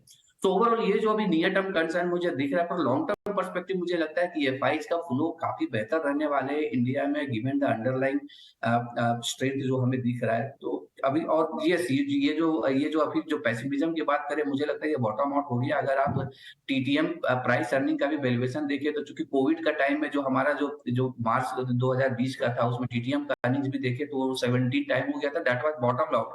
आज के लेवल में हम लोग 19 टाइम ऑलमोस्ट हो गए हैं, तो हम लोग वो लेवल से ज्यादा दूर नहीं है। मैं एक्चुअल अर्निंग्स की बात करूं तो मुझे लगता है कि ये पॉइंट ऐसा है जहां पे बहुत हद तक पेसिमिज्म जो भी है वो फैक्टर्ड इन हो गया है। मुझे लगता है यहाँ से Indian market should do well. Good observation Vinod, आप ये जो कह रहे हैं कि इंडियन इकोनॉमी का कंट्रीब्यूशन ग्लोबल इकोनॉमी की कंट्रीब्यूशन से ज़्यादा बेहतर है, आने वाले सालों में भी ये कंट्रीब्यूशन इसी तरह इंटैक्ट रहेगा, which is a big positive. और इसी पर देश और दुनिया के दिग्गजों की भी नजर है। लेकिन आइए अब आगे बढ़ते हैं और आशीष कपूर से जुड़ते हैं। हमारे साथ मुनाफिका फंडा में जुड़े हैं इन्वेस्ट शॉपी के सीईओ आशीष कपूर, और उनसे समझते हैं कि फंडामेंटल नजरिया बाजार पर वो क्या रखते हैं और लंबी अवधि के लिए निवेश पर क्या रणनीति होगी। गुड मॉर्निंग आशीष, बताएं कौन से स्टॉक्स लेकर आए हैं आज आप? Good morning. देखो, मेरे मुताबिक मार्केट साइडवेज है, कंसोलिडेशन फेज में है, पर जो अच्छी बात ये है कि स्टॉक स्पेसिफिक मूवमेंट्स और स्टॉक स्पेसिफिक अपॉर्चुनिटीज बहुत अच्छी आ रही हैं। अब दो स्टॉक्स मेरे नजर में हैं, दोनों स्टॉक्स में रिजल्ट्स बैड रिजल्ट्स आए हैं, और मेरे मुताबिक लॉन्ग टर्म इन्वेस्टर्स के लिए जब कोई अच्छी कंपनी का एक बहुत टफ पीरियड चल रहा होता है तो उस टाइम अगर आप एक्यूमुलेट करें वो स्टॉक तो आपका एक नो ब्रेनर रहता है कि आगे चल के फायदा होगा। सबसे आसान तरीका होता है मार्केट में कि जो दिग्गज स्टॉक हैं उनके जब बहुत हालत खराब हो उस टाइम स्टॉक लिया जाए, तो वो आगे चलकर तकरीबन निश्चित होता है कि कहीं ना कहीं आगे कंपनी टर्नआउट करेगी और प्रॉफिट देगी और अच्छा आपका इन्वेस्टमेंट अच्छा प्रॉफिट आएगा। उस नजरिए देखा जाए तो दो स्टॉक्स जो मेरे रडार में है, एक है डीवीज लैब। अब डीवीज लैब ने अगर आप देखें पिछले 15-20 साल में बहुत अच्छा कैपिटल क्रिएट किया है, बहुत अच्छी इनका डिलीवरी मॉडल है, बिजनेस मॉडल है। कंपनी बहुत वजह हुई कि पिछले 2 साल से इनका एक kind of road block hit कर गया और काफी इनके रिजल्ट्स लगातार खराब आ रहे हैं। मेरे मुताबिक जो भी खराब होना था हो चुका है, एटलीस्ट शेयर प्राइस में फैक्टर इन हो चुका है। यहाँ से downside risk another may be 5-10% है, पर अपसाइड पोटेंशियल बहुत ह्यूज है क्योंकि कंपनी लगातार अच्छा एक्सपैंड कर रही है। इनका जो बिजनेस मॉडल है वो हमेशा डिलीवर किया है, तो ये रफ पैच का एडवांटेज लेना चाहिए। अब अगर 2800 और 2900 जो अभी भाव है इसके आसपास अगर आप लेते हैं तो मेरे मुताबिक 3600 का एक टारगेट है जो कि मेरे मुताबिक 1 साल में आना चाहिए। अगेन टाइम करना मुश्किल है, पर अगर आप 2-3 साल के लिए इसको रख लेते हैं तो मेरे को लगता है कि वापस जो इसका पीक था वहां तक जा सकता है, जो कि यहाँ से ऑलमोस्ट आप कह सकते हो कि डबल हो सकता है आपका, डबल नहीं तो एटलीस्ट 70-80% रिटर्न आ सकता है। बट अभी इमीडिएटली 3600 का टारगेट आप लेके चले, वो भी अराउंड 25% अपसाइड है अगर आप करंट रेट से लेते हैं और हर डिप में थोड़ा करके एक्यूमुलेट करते हैं। तो ये एक स्टॉक है डीवीज लैब, और दूसरा है बाटा। बाटा का भी क्या हुआ है कि कोविड के टाइम में फुटवेयर का डिमांड सडनली स्लिप हुआ, खास करके इनका सेगमेंट जो कि फॉर्मल सेगमेंट है। उसके बाद कंपनी ने अच्छे से डाइवर्सिफाई भी किया है, अपना जो कैजुअल फुटवेयर सेगमेंट है उसमें अपनी प्रेजेंस बढ़ाई है, और कंपनी के नतीजे जो हैं वो वहीं पे आ गए हैं जहाँ पे प्री कोविड लेवल्स पे थे, उतना ही रेवेन्यू आ गया है वापस कंपनी में। बट जो शेयर प्राइस है अभी भी तकरीबन 25% नीचे है उस लेवल से, और जो अभी बिल्कुल हाल ही में जो गिरावट आई है मेरे मुताबिक बहुत अट्रैक्टिव है। अगर 1400-1450 के बीच में अगर अकोमोडेशन शुरू की जाए और हर डिप में बाय किया जाए तो मेरे मुताबिक ये वापस जाने की पूरी क्षमता रखता है। 1800 का एक टारगेट है मेरा 1 साल का, पर अगेन एक MNC कंपनी है, बहुत एस्टैब्लिश्ड इनका बिजनेस मॉडल है, इन्होंने काफी अच्छा परफॉर्म भी किया है कोविड से पहले, और मेरे मुताबिक इस जो कठिनाई का दौर है इसमें इस बाटा को लेने का भी एक बहुत अच्छा अपॉर्चुनिटी है। तो डीवीज लैब एंड बाटा दोनों कॉन्ट्रेरियन कॉल्स हैं, रिजल्ट दोनों के खराब हैं, पर क्योंकि ट्रैक रिकॉर्ड इनका कंपनी का अच्छा है, मैनेजमेंट दोनों की बहुत अच्छी है, और मेरे मुताबिक बिजनेस मॉडल में कोई परिवर्तन नहीं आया, तो ये जो कठिनाई का दौर है इसमें दोनों में आप बाइंग कर सकते हैं अगर आप लॉन्ग टर्म इन्वेस्टर हैं। तो मेरे मुताबिक काफी अच्छा रिस्क रिवॉर्ड पैराडाइम है दोनों स्टॉक्स। इंटरेस्टिंग आशीष, काफी अच्छे आपने नाम लिए हैं। बाटा एक बहुत बढ़िया, बहुत ही अच्छे दौर के बाद साइडवेज चला गया, और डीवीज के साथ भी यही हुआ। 5500 वाला नीचे में 2700 रुपये उसने दिखा दिए और उसके बाद रिकवरी आना शुरू हो गई है, अच्छी खासी लाइटन अप हुई है डीवीज में, तो इंस्टीट्यूशनल सेलिंग भी देखने को मिली थी। अब आपको लग रहा है रिस्क रिवॉर्ड काफ़ी ज़्यादा फेवरेबल हो गया। बहुत बहुत शुक्रिया इन दोनों स्टॉक्स को डिस्कस करने के लिए। बाटा भी लेके आइए डायरेक्टर साहब, बाटा का ज़रा 1 साल का चार्ट दिखाएं। ये बाज़ार का पसंदीदा फुटवेयर स्टॉक हुआ करता था, वो उस ज़माने की बात है जब campus footwear, Khadim's of the world ये सब लिस्ट भी नहीं हुए थे, लेकिन 52 वीक्स में 25% घट गया है टॉप से। हमने काफ़ी ज़्यादा स्लो डाउन भी देखा, कुछ कंज्यूमर सेक्टर्स और कैटेगरीज में, उसमें से एक फुटवेयर भी था। देख रहे हैं आशीष, 36 इमीडिएट है और कह रहे हैं कि जो पुराना प्रीवियस पीक है इसका 5500 का आसपास था, वहां तक जा सकता है। लेकिन मैं विनोद पहले आपसे मैं प्रिकॉल और मिंडा डिस्कस करना चाहूंगा। प्रिकॉल 200 रुपए के ऊपर है और मिंडा भी लेके आइए डाक्टर साहब। मिंडा कॉर्प लाइएगा क्योंकि मिंडा में दो हैं। मिंडा कॉर्प इस समय 3.5% ऊपर 210 के आसपास है। यहाँ बड़ी यूनिक कहानी प्ले आउट हो रही है। मिंडा कॉर्प ने प्रिकॉल के स्टॉक 15% के करीब ओपन मार्केट परचेज से खरीदे। बाजार को लगा शायद एक्विजिशन हो रहा है। उन्होंने कॉन कॉल भी की कल शाम को और ये बात साफ की कि ये सिर्फ उनका फाइनेंशियल इन्वेस्टमेंट है। प्रिकॉल ने भी कमेंट्री दी है अपनी। आप इस केस को कैसे देखते हैं? 15% स्टेक एक ऑटो एंसिलरी दूसरी में सिर्फ फाइनेंशियल इन्वेस्टमेंट के लिए लेता है क्या? आप बताइए। आप और ये दोनों के में आपको ज्यादा इन्वेस्ट करने के लिए बेटर कौन सा लगता है विनोद?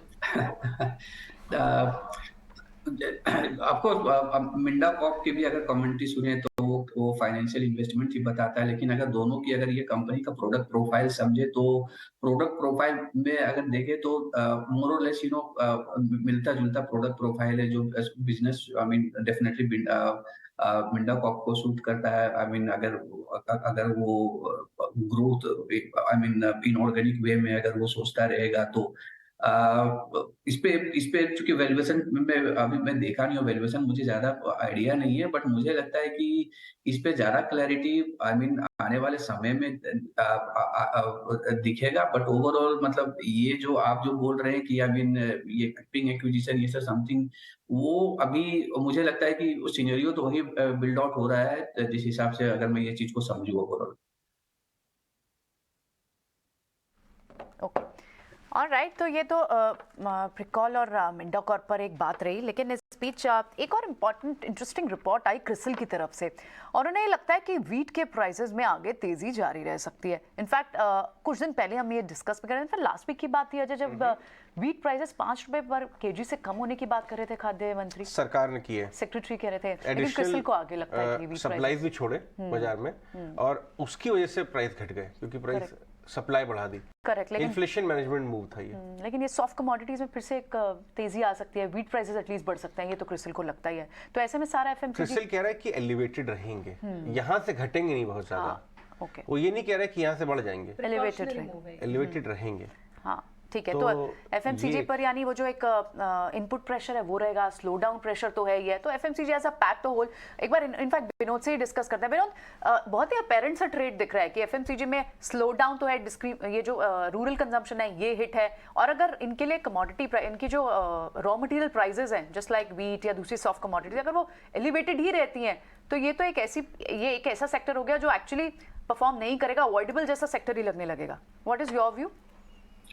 जी definitely, I mean FMCG sector से आई मीन H2 काफी ज्यादा एक्सपेक्टेड था कि H2 में एफएमसीजी काफी बेहतर करनी चाहिए। मैंने आई मीन जो कमेंट्री हम लोग अगर समझे, आप किसी भी HUL की बात करें या फिर ब्रिटानिया की बात करें, ये सारी मैनेजमेंट की जो कमेंट्री थे दिसंबर क्वार्टर में काफी इंप्रेसिव थी। मैनेजमेंट ने ये माना कि जो उनके जो इनपुट कॉस्ट प्रेशर थे टू एन एक्सटेंट एड्रेस हो गए। At the same time rural demand जो है, जो अभी तक इम्पैक्ट करते थे उनको वॉल्यूम वो आने वाले महीनों में बेहतर होंगे। लेकिन इनपुट कॉस्ट एक तो समझ में आ गया, लेकिन जो दूसरा चीज उभर के जो भी आ रहा है, जो रिसेंटली कुछ रिपोर्ट्स कहना चालू किया है कि भाई ये जो एल निनो का इम्पैक्ट है, I think that can be a major I mean setback for this FMCG company अगर ऐसा होता है, क्योंकि ये एल निनो वाला चीज ऐसा है वो हर 4 से 6 साल के बीच में आता है। तो गिवन द फैक्ट अगर मैं देखूं तो अभी 4 कंसिस्टेंटली हम लोग ने बेटर मानसून देखा है, तो यहाँ से चांसेस ज्यादा है कि एल निनो का इम्पैक्ट हमारे ये साल चाहे नेक्स्ट साल में डेफिनेटली आएगा। अगर वो इम्पैक्ट आता है तो चूंकि 40% अगर वॉल्यूम कंट्रीब्यूशन रूरल सेगमेंट से आता है ये सारी एफएमसीजी कंपनियों की, तो वो वहां पे मुझे लगता है कि ये एक ओवरहैंग फिर बन सकता है अगर ये चीज को अगर हम ये चीज उभर के आती है। जो scenario definitely as of date considering the historical trend वो निकल के आ रहा है। सो मुझे लगता है कि एफएमसीजी स्पेस में चूंकि वैल्यूएशंस भी अभी चूंकि उतना कंफर्टेबल नहीं है, अगर मैं कंपनियों की बात करूं जो थोड़ा डीरेट हुआ है, बट ये भी इस वैल्यूएशन में उतना आई मीन अट्रैक्टिव मुझे हमें नहीं लगता है। तो मुझे लगता है थोड़ा सा वेट एंड वॉच करना चाहिए, या मॉनसून का ये प्रोग्रेस हमें देखना चाहिए कुछ महीनों में, उसके बाद ये एफएमसीजी में कुछ बेहतर कॉल निकल के आ सकता है। ठीक है, ऑल राइट, बिल्कुल विनोद बने रहे आप हमारे साथ। तो ये तो एक व्यू एफएमसीजी पैक पर है, कुछ ट्रेड भी डिस्कस करेंगे और इनफैक्ट एक रिकैप एक्शन स्टॉक्स का पूजा से भी लेंगे, लेकिन उससे पहले आपको एक खास इंटरेक्शन दिखाते हैं। एक्चुअली बाजार पर जो जियोपॉलिटिकल रिस्क रह सकता है, और ये कहना है मैकेंजी के एशिया हेड गौतम गुमरा का। अजय ने खास इंटरेक्शन की थी उनसे, आपको पूरा इंटरेक्शन आगे सुनवाएंगे, लेकिन एक छोटी सी झलक पहले दिखाते हैं। एक चीज़ आदमी कह सकता है कि जो फंडामेंटल ड्राइवर्स हैं इंडिया के स्ट्रांग है। Okay, you know demographic is in our favour, वो हमारे स्ट्रांग है, कंजम्पशन हमारे लिए स्ट्रांग है, टेक्नोलॉजी हमारे लिए स्ट्रांग है, तो ये सब बड़े पॉजिटिव्स हैं। बट एक और रियलिटी ये है कि अब इंडिया अलग तो नहीं है, ये वर्ल्ड इंटरकनेक्टेड बहुत है, बिल्कुल ट्रेड से कनेक्टेड है, नॉन ट्रेड से कनेक्टेड है। तो ऐसा भी नहीं है कि अगर पूरा वर्ल्ड डिफिकल्ट टाइम से जा रहा है तो India will remain immune. India को इफेक्ट तो पड़ेगा। तो ये पूरी कॉन्वर्सेशन आप ख़ास बातचीत आगे शो में सुन सकते हैं, लेकिन एक बार फिर वापस लौटते हैं बाज़ारों पर और मार्केट्स पर, और आज के बड़े ट्रेड्स कहाँ हो सकते हैं, आपके लिए स्ट्रैटेजी कहाँ होनी चाहिए। एक्शन स्टॉक्स ये खास सेगमेंट पूजा से बात करेंगे, लेकिन 10-10 पर टाइम फिर से हमारे प्रोड्यूसर साहब को याद दिला रहे हैं कि 10-10 पर बिल्कुल ना भूलें। और उन्होंने कुछ सेक्टर्स पर भी अपनी राय दी है, आईटी पर, कंजम्पशन पर, और भी क्या इंपॉर्टेंट बातें उन्होंने इंडियन मार्केट्स के लिए कही हैं। ये सारी आप उस खास कॉन्वर्सेशन में ज़रूर सुनें। लेकिन इस बीच पूजा हमारे साथ तैयार है एक्शन स्टॉक्स बताने के लिए। पूजा, मॉर्निंग, बताएं। Good morning Priyanka ji. आज एविएशन स्टॉक्स पर नजर रखिए, क्योंकि जनवरी में घरेलू एयर ट्रैफिक के आंकड़े घोषित हुए, जिसमें कि 1.5% की कमी देखने को मिली है। लेकिन इसके बावजूद मार्केट शेयर के हिसाब से बात करें तो इंडिगो का दबदबा अभी भी कायम है, और इंडिगो का मार्केट शेयर करीब 54.6% के पास है। उसके बाद दूसरा नंबर है स्पाइस जेट का, जिसका कि 7.3% मार्केट शेयर है। तो आज एविएशन कंपनियां इस खबर के चलते फोकस में रहेंगी। मैंगलोर केमिकल पर भी नजर रखिए। डेटा आया है 15 फरवरी को प्रमोटर्स ने अब तक 19 लाख शेयर्स अपने गिरवी कर लिए हैं। हम आपको बता दें कि प्रमोटर्स की इसके साथ ही 63% जो हिस्सेदारी है वो अभी तक प्लेज हो चुकी है। अल्ट्राटेक सीमेंट भी आज फोकस में रहेगा। एनालिस्ट के साथ बैठक होगी, जिसमें कि बड़े नाम शामिल है, जेपी मॉर्गन, फिडेलिटी और अन्य एफआईएस के साथ भी बैठक होगी, और इसी के साथ ही साथ एसबीआई म्यूचुअल फंड सहित डीआईएस के साथ भी बैठक होगी। तो इस बैठक पर नजर रहेगी एनालिस्ट मीट पर कि क्या कुछ अहम कमेंट्स निकल कर आते हैं मैनेजमेंट की तरफ से। जीआर इंफ्रा भी फोकस में रहेगा। एनएचआई के 2 प्रोजेक्ट के लिए कंपनी ने सबसे कम बोली लगाई है, और ये जो प्रोजेक्ट है ये करीब 3613 करोड़ का है। तो आज ये स्टॉक भी फोकस में रहेगा। और आखिर में बात करते हैं ग्लैंड फार्मा की। तेलंगाना प्लांट विस्तार के लिए कंपनी निवेश करेगी, करीब 400 करोड़ का निवेश करने की कंपनी की योजना है। तो ये तमाम स्टॉक्स आज खबरों के चलते एक्शन में रह सकते हैं।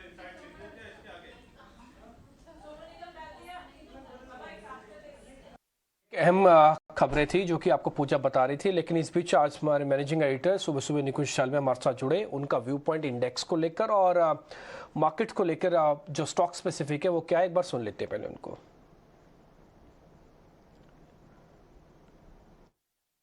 मार्केट को रेंज से निकलना है, ऊपर जाना है, तो कोई बड़ा अपसाइड ट्रिगर चाहिए जो अभी हमें नहीं पता है।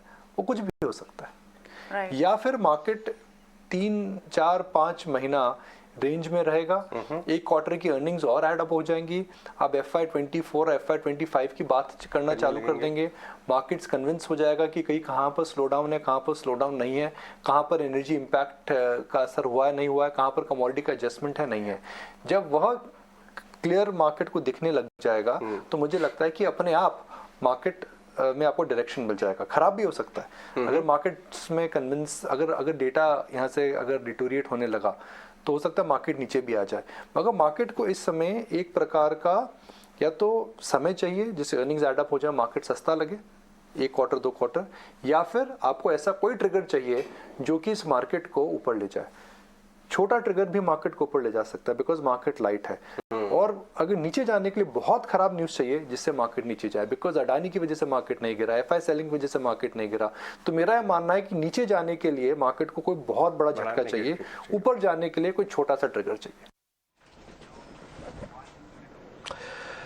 ठीक है, तो इस समय जो आप देख पा रहे हैं निकुंज सर अपना व्यू पॉइंट रख रहे हैं कि कोई ट्रिगर तो चाहिए मार्केट को, लेकिन छोटा ट्रिगर चाहिए होगा बाजार को ऊपर लेके आने में।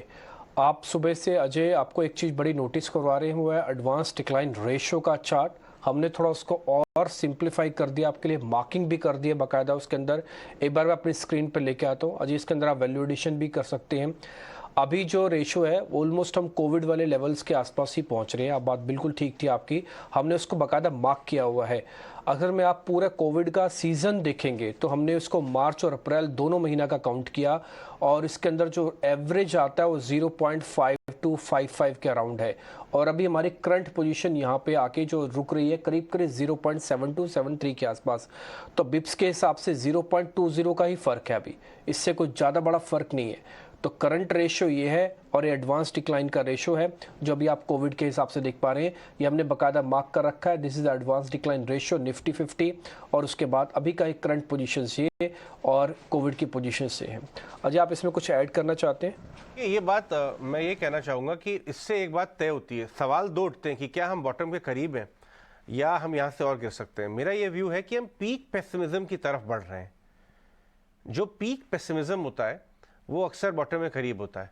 तो पीक पेसिमिज्म की तरफ हम बढ़ रहे हैं और ये आपको ये यहाँ से बेचने वाला की जगह आप ध्यान ये लगाइए कि पोर्टफोलियो डिप्लॉयमेंट देख कर। तो ये बहुत इंपॉर्टेंट डेटा है जो निकल गया है।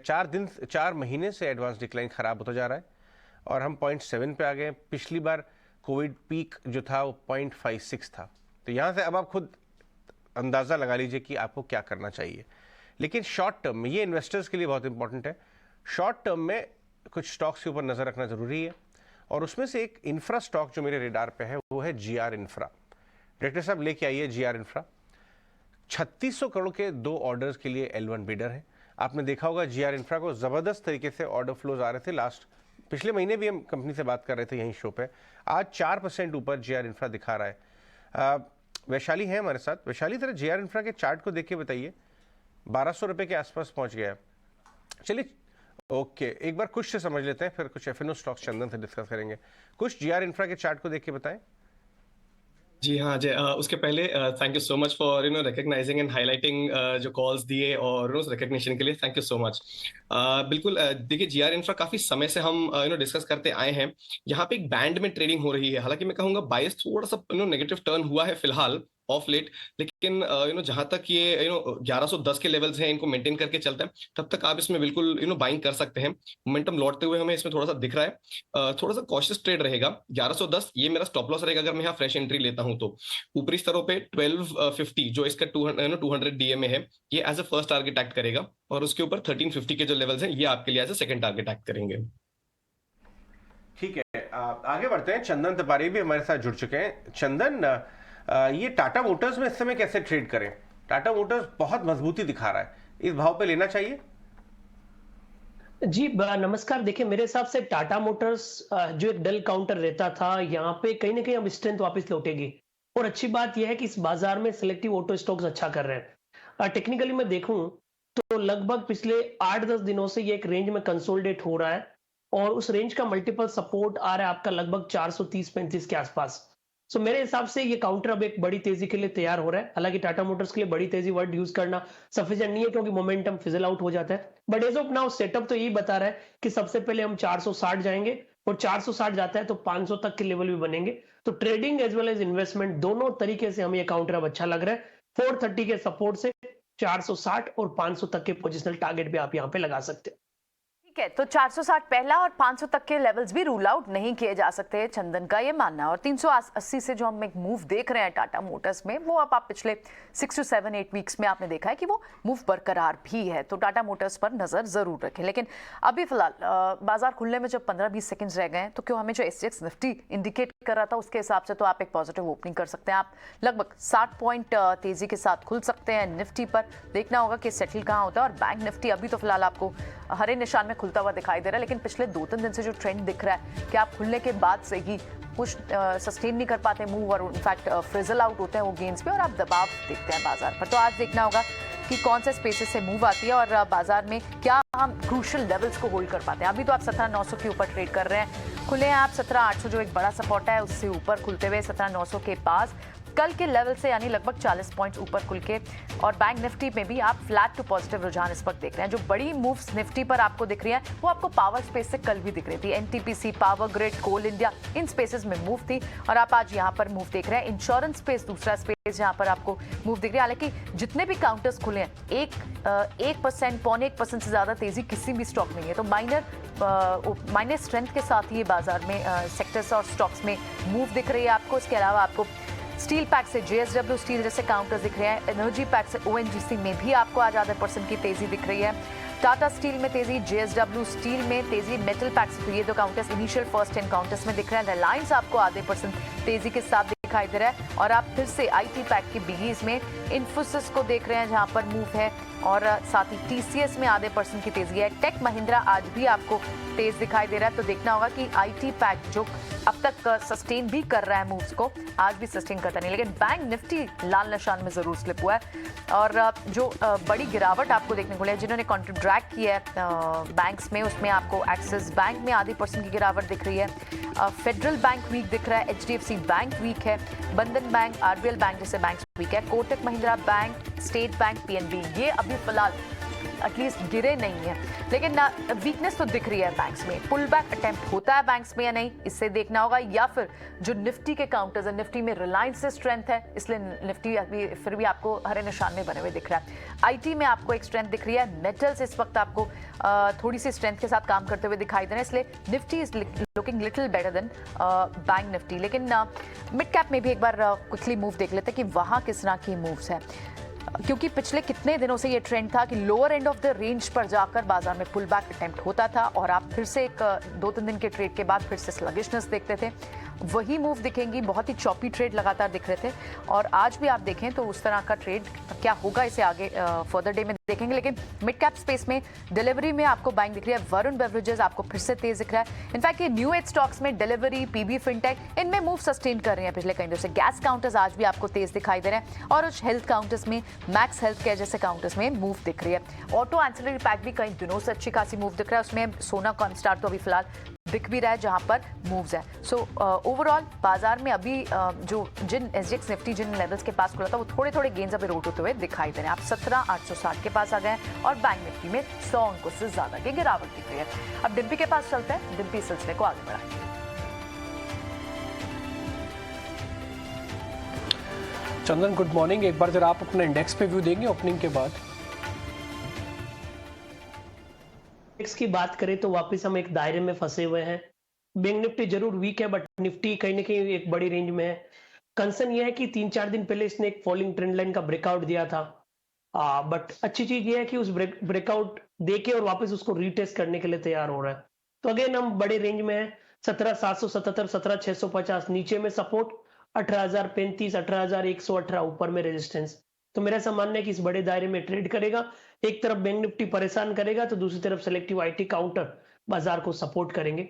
और वैसे टेक्निकली अभी देखोगे तो कल के ट्रेडिंग सेशन के अंदर अभी हम काम कर रहे हैं, तो टेक्निकली इनसाइड बार है, तो as of now wait and watch mode रहेगा। बट यस, बैंक निफ्टी पे फोकस करते हो तो वहां पे डाउन साइड के मुंह ओपन हो रहे हैं। बैंक निफ्टी की मैं बात करूं तो 40,750, 40,800 का रेजिस्टेंस है, नीचे में 40,250 के डाउन साइड ओपन हो रहे हैं।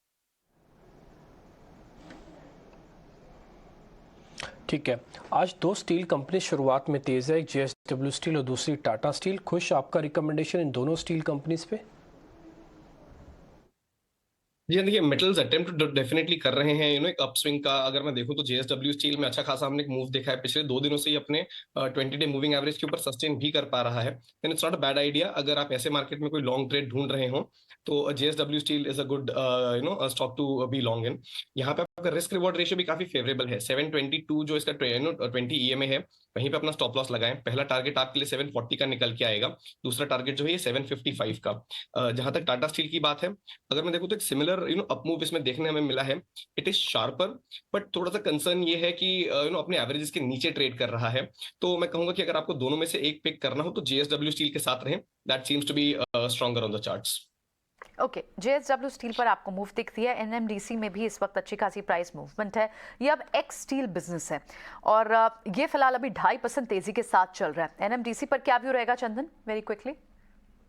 देखिए NMDC रेंज बाउंड बायस है यहाँ पे, बट अच्छी बात है वीकली सेटअप में बॉटम बन रहा है, तो मेरे हिसाब से 118 के सपोर्ट से 125 तक के बाउंस को प्ले कर सकते हैं।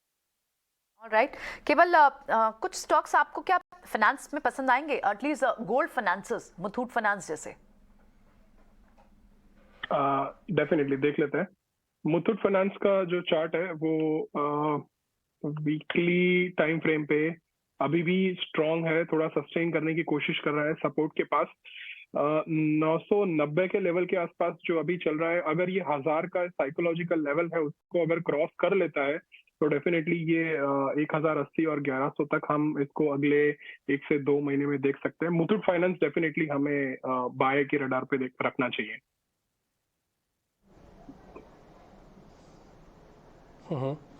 केवल एक काम आप और करना है, टाटा पावर का चार्ट देखो 205 पे चल रहा है। असल में चार्ट में तो कुछ दिखेगा ही नहीं। आप भी बोलोगे क्या बोरिंग चार्ट है, क्यों ये पूछ रहे हैं सुबह सुबह। असल में हेडलाइंस पे हमने एक बात रखी थी कि देश की सरकारें चाहती कि ज़्यादातर पावर प्लांट अब 100% कैपेसिटी के साथ चले, बिजली की डिमांड ज़्यादा है। एक बार जरा टाटा पावर को अब आप चेक करो, अब आपको कुछ दिखेगा इसके अंदर इस खबर के बाद। डिम्पी जी, टाटा पावर में रिजल्ट से पहले एक कैंडल बनी थी जो अराउंड 20 रुपए की कैंडल थी, जिसका लो था 196 और हाई था 215। तो मतलब मेरा व्यू यही रहेगा, जब तक इस कैंडल के रेंज के बाहर नहीं निकलता तब तक इसको लेने का कोई फायदा नहीं है। अगर कोई फिर भी इस न्यूज के बिजनेस पे लेना चाहता है तो 196 के नीचे 2 रुपए 194 के स्टॉप लॉस के साथ लग सकते हैं। मेरे लिए अभी भी ये बिकॉज 200 दिन और 50 दिन के मूविंग एवरेज के नीचे चल रहा है, तो इतना ज्यादा इसमें कुछ डिमांड नहीं है। तो जब तक डिमांड नहीं आएगी स्टॉक में तब तक इसका भाव ऊपर जाने का थोड़ा मुश्किल लग रहा है डिम्पी जी मुझे।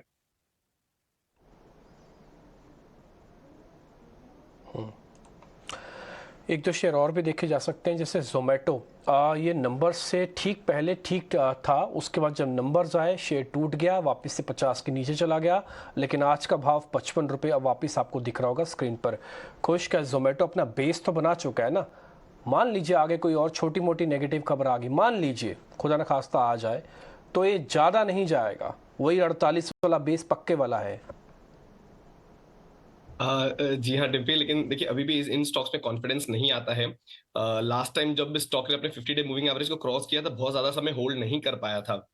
अगर मैं सिर्फ करंट रैली और करंट मोमेंटम की बात करूं तो बिल्कुल इस स्टॉक में है, but what ever limited history is available it dictates कि स्टॉक में सप्लाई प्रेशर बहुत ही तेजी से आता है, and that begins from 60 and goes right up until 65 66। तो यहाँ से अगर आप बाय करते हैं पे ऑफ रेशियो आपके लिए फेवरेबल नहीं होगा। This is probably a good time to check जो एग्जिस्टिंग इन्वेस्टर्स हैं उनके लिए। तो अगर आपके पास एग्जिस्टिंग पोजीशन है, आपने अगर मान लीजिए नीचे में बाय किया था जो 48 के लेवल्स हैं उसके आसपास, तो 52 का एक स्ट्रॉन्ग स्टॉप लॉस लगा के इसमें खड़े हो जाए। अगर इस पे आपको अपमूव मिलती है तो आप बिल्कुल इसे राइड करिए 60 to 65 जोन्स के लिए। फिलहाल because risk reward ratio favourable नहीं है, मैं कहूंगा फ्रेश एंट्री इसमें ना लें। ठीक है, ऑलराइट, आप भी फ्रेश एंट्री की सलाह आप यहाँ नहीं देंगे, लेकिन इस बीच कुछ बैंक्स तो अटेम्प्ट कर रहे हैं। इनफैक्ट आईडीएफसी जैसे बैंक्स, आईडीएफसी को देखें, यहाँ पर आपको मूवमेंट दिख रही है। क्या कोई बैंक्स में मूवमेंट चंदन एंटिसिपेट करनी चाहिए एटलीस्ट मिड कैप स्पेस से? नहीं देखिए, बैंक निफ्टी यहाँ पे थोड़ा सा परेशान है, क्योंकि मेरे को यदि लॉन्ग आइडिया भी लेना है तो बैंक्स को अवॉइड करके मैं दूसरे सेक्टर की तरफ जाऊंगा, चाहे आप ऑटो देखें, कैपिटल गुड्स देखें, इंफ्रा देखें या फिर आईटी देखें। बैंक से कंपैरेटिवली थोड़े से यहाँ पे डल है, चाहे आप कोटक बैंक की बात करें या फिर आप इंडसइंड बैंक की बात करें। जरूर एचडीएफसी बैंक है थोड़ा होल्ड कर रहा है, तो एज ऑफ नाउ मैं वेट एंड वॉच के मोड में रहूंगा बैंकिंग काउंटर्स। ठीक है, ऑलराइट, लेकिन इस बीच कुछ और काउंटर्स मिड कैप स्पेस में देखते हैं। ट्यूब इन्वेस्टमेंट जैसे काउंटर्स को देखें, इसमें अच्छी मूव थी और आज भी आप 1.5% की मूव दिख रहे हैं। तो मिड कैप स्पेस में, और वो भी सेक्टर स्पेसिफिक, जितने भी ऑटो एंसिलरी स्पेस है इनमें अच्छी मूव चल रही है, इंडस्ट्रियल्स में अच्छी मूव चल रही है। इन स्पेसेस में कुछ आपके रडार पर क्या होगा? ट्यूब इन्वेस्टमेंट क्या पसंद आएगा आपको, या फिर दूसरे स्टॉक्स? आज तो टायर स्टॉक्स में बालकृष्णा में भी एक मूव है।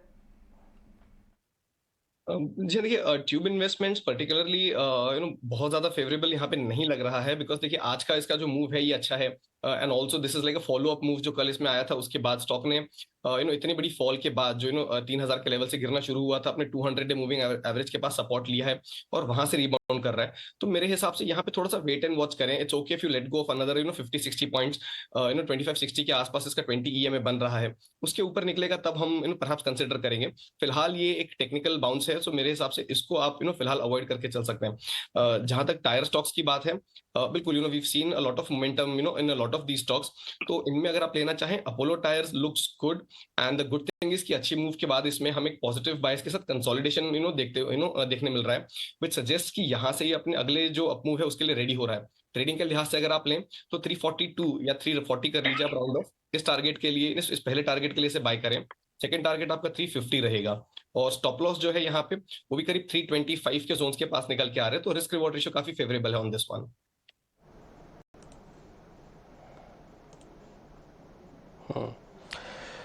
एक काम और करें केवल, आप जरा दो शेयर्स देखिए, एक अल्ट्राटेक है, जेके सीमेंट है, दोनों सीमेंट की कंपनी है। मैं अपने पोर्टफोलियो में सिर्फ एक ही सीमेंट को अलाउ कर सकता हूं कि इसको रखा जा सकता है। अल्ट्राटेक को रखा जाए या फिर जेके सीमेंट को रखा जाए। दोनों का डाटा शुरुआती भी ठीक है और पिछले 3-4 दिन से अच्छा बन भी रहा है। जेके सीमेंट, अल्ट्राटेक सीमेंट। डिम्पी जी, मैं हमेशा जो लीडर होता है उसी के साथ बने रहना ज्यादा पसंद करूंगा। और अल्ट्राटेक सीमेंट हमने अराउंड 6500-6700 के आसपास भी इसको पकड़ने का ट्राई किया था, जब वो नीचे 6600 और 6700 पे गया था। और अभी भी मेरे लिए इसमें ऊपर का 8000 का लेवल पेंडिंग है आने के लिए टेक्निकली। तो be with the leader, UltraTech के साथ जाए, जेके सीमेंट को शायद बाद में मौका देंगे हम।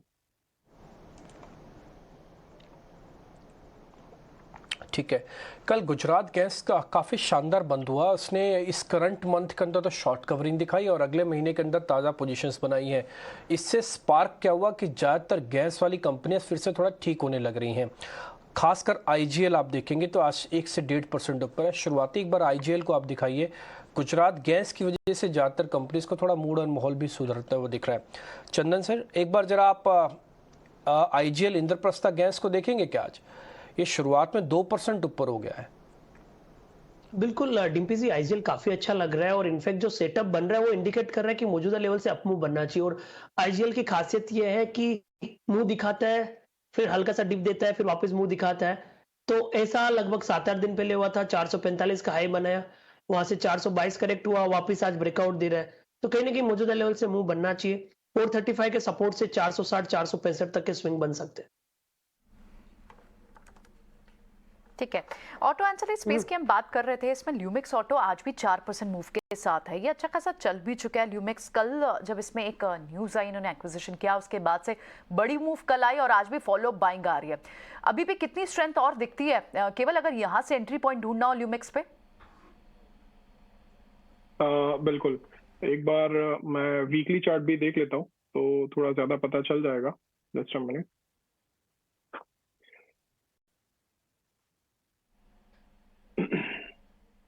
ल्यूमैक्स ऑटो में वीकली चार्ट पे भी एक काफी अच्छा सपोर्ट नजर आ रहा है और डेली में तो ये बिल्कुल ही 200 दिन के मूविंग एवरेज के पास है। सबसे अच्छी बात ये है मेरे लिए कि 50 डे मूविंग एवरेज जो है वो 200 दिन के मूविंग एवरेज के पास सपोर्ट ले रहा है और वॉल्यूम के साथ कैंडल भी काफी अच्छा अपर रेजिस्टेंट ट्रेंड लाइन को ब्रेकआउट दे रही है। तो अभी 256 के पास भी अगर हम इसको खरीदते हैं तो 275 और उसके ऊपर 285 के आसपास हम इसमें प्रॉफिट बुक कर सकते हैं। और इसके लिए हमें अपना स्टॉप लॉस जो है वो 240 के आसपास रखना चाहिए।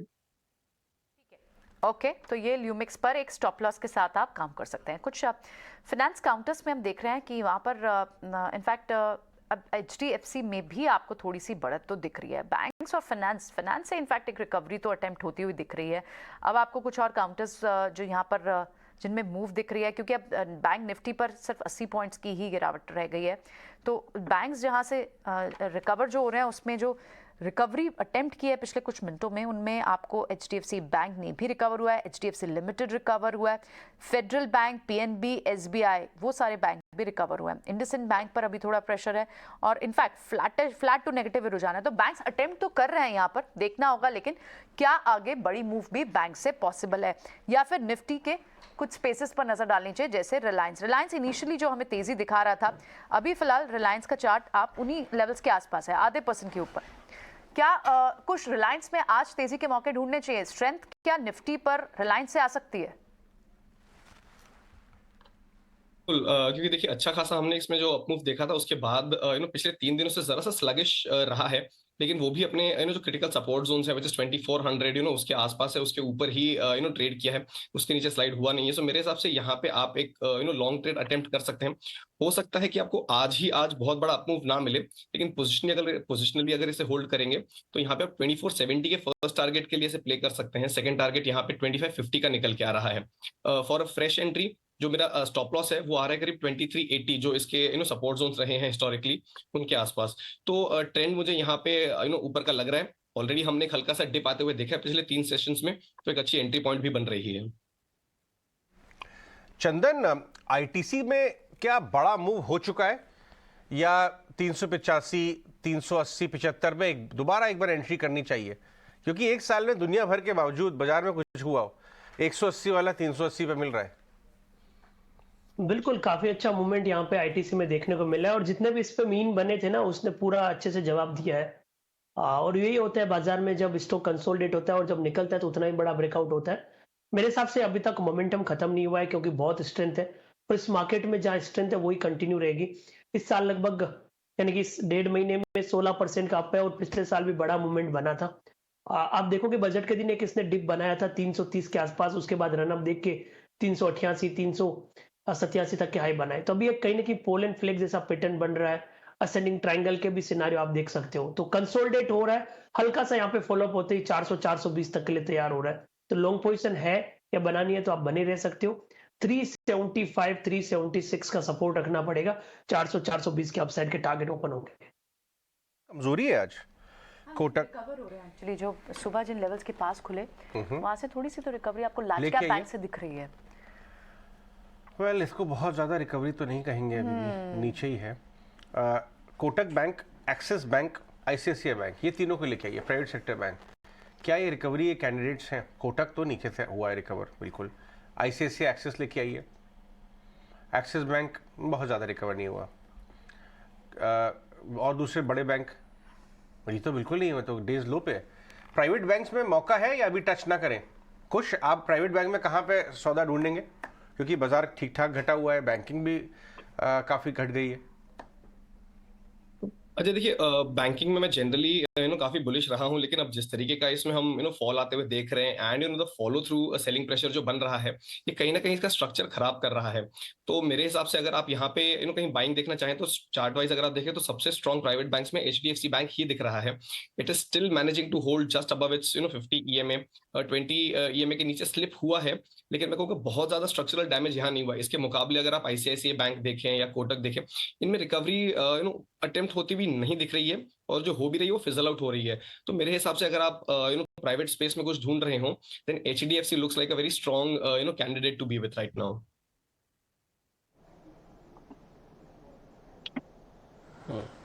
एक शेयर थोड़ी देर पहले मैंने आपसे जीएसडब्ल्यू स्टील के बारे में चर्चा हुई थी, वो शेयर तो खैर ऊपर आई गया। एक और कंपनी है जीएसडब्ल्यू की, और जीएसडब्ल्यू एनर्जी के नाम से 227 रुपये का शेयर है। इसमें भी शुरुआती डाटा अच्छा बन रहा है, करीब 202% का। केवल क्या इसको प्लस करना चाहिए जीएसडब्ल्यू एनर्जी? वैसे स्ट्रक्चर्ड एमपीजी काफी अच्छा बना हुआ है। एक कंसोलिडेशन जो पिछले 10-12 दिन से हमें देखने को मिल रहा है इसके ऊपर, तो 200 मे बी 220 के स्टॉप लॉस के साथ इसमें लॉन्ग कर सकते हैं ऊपर की तरफ, जो मुझे नजर आ रहा है।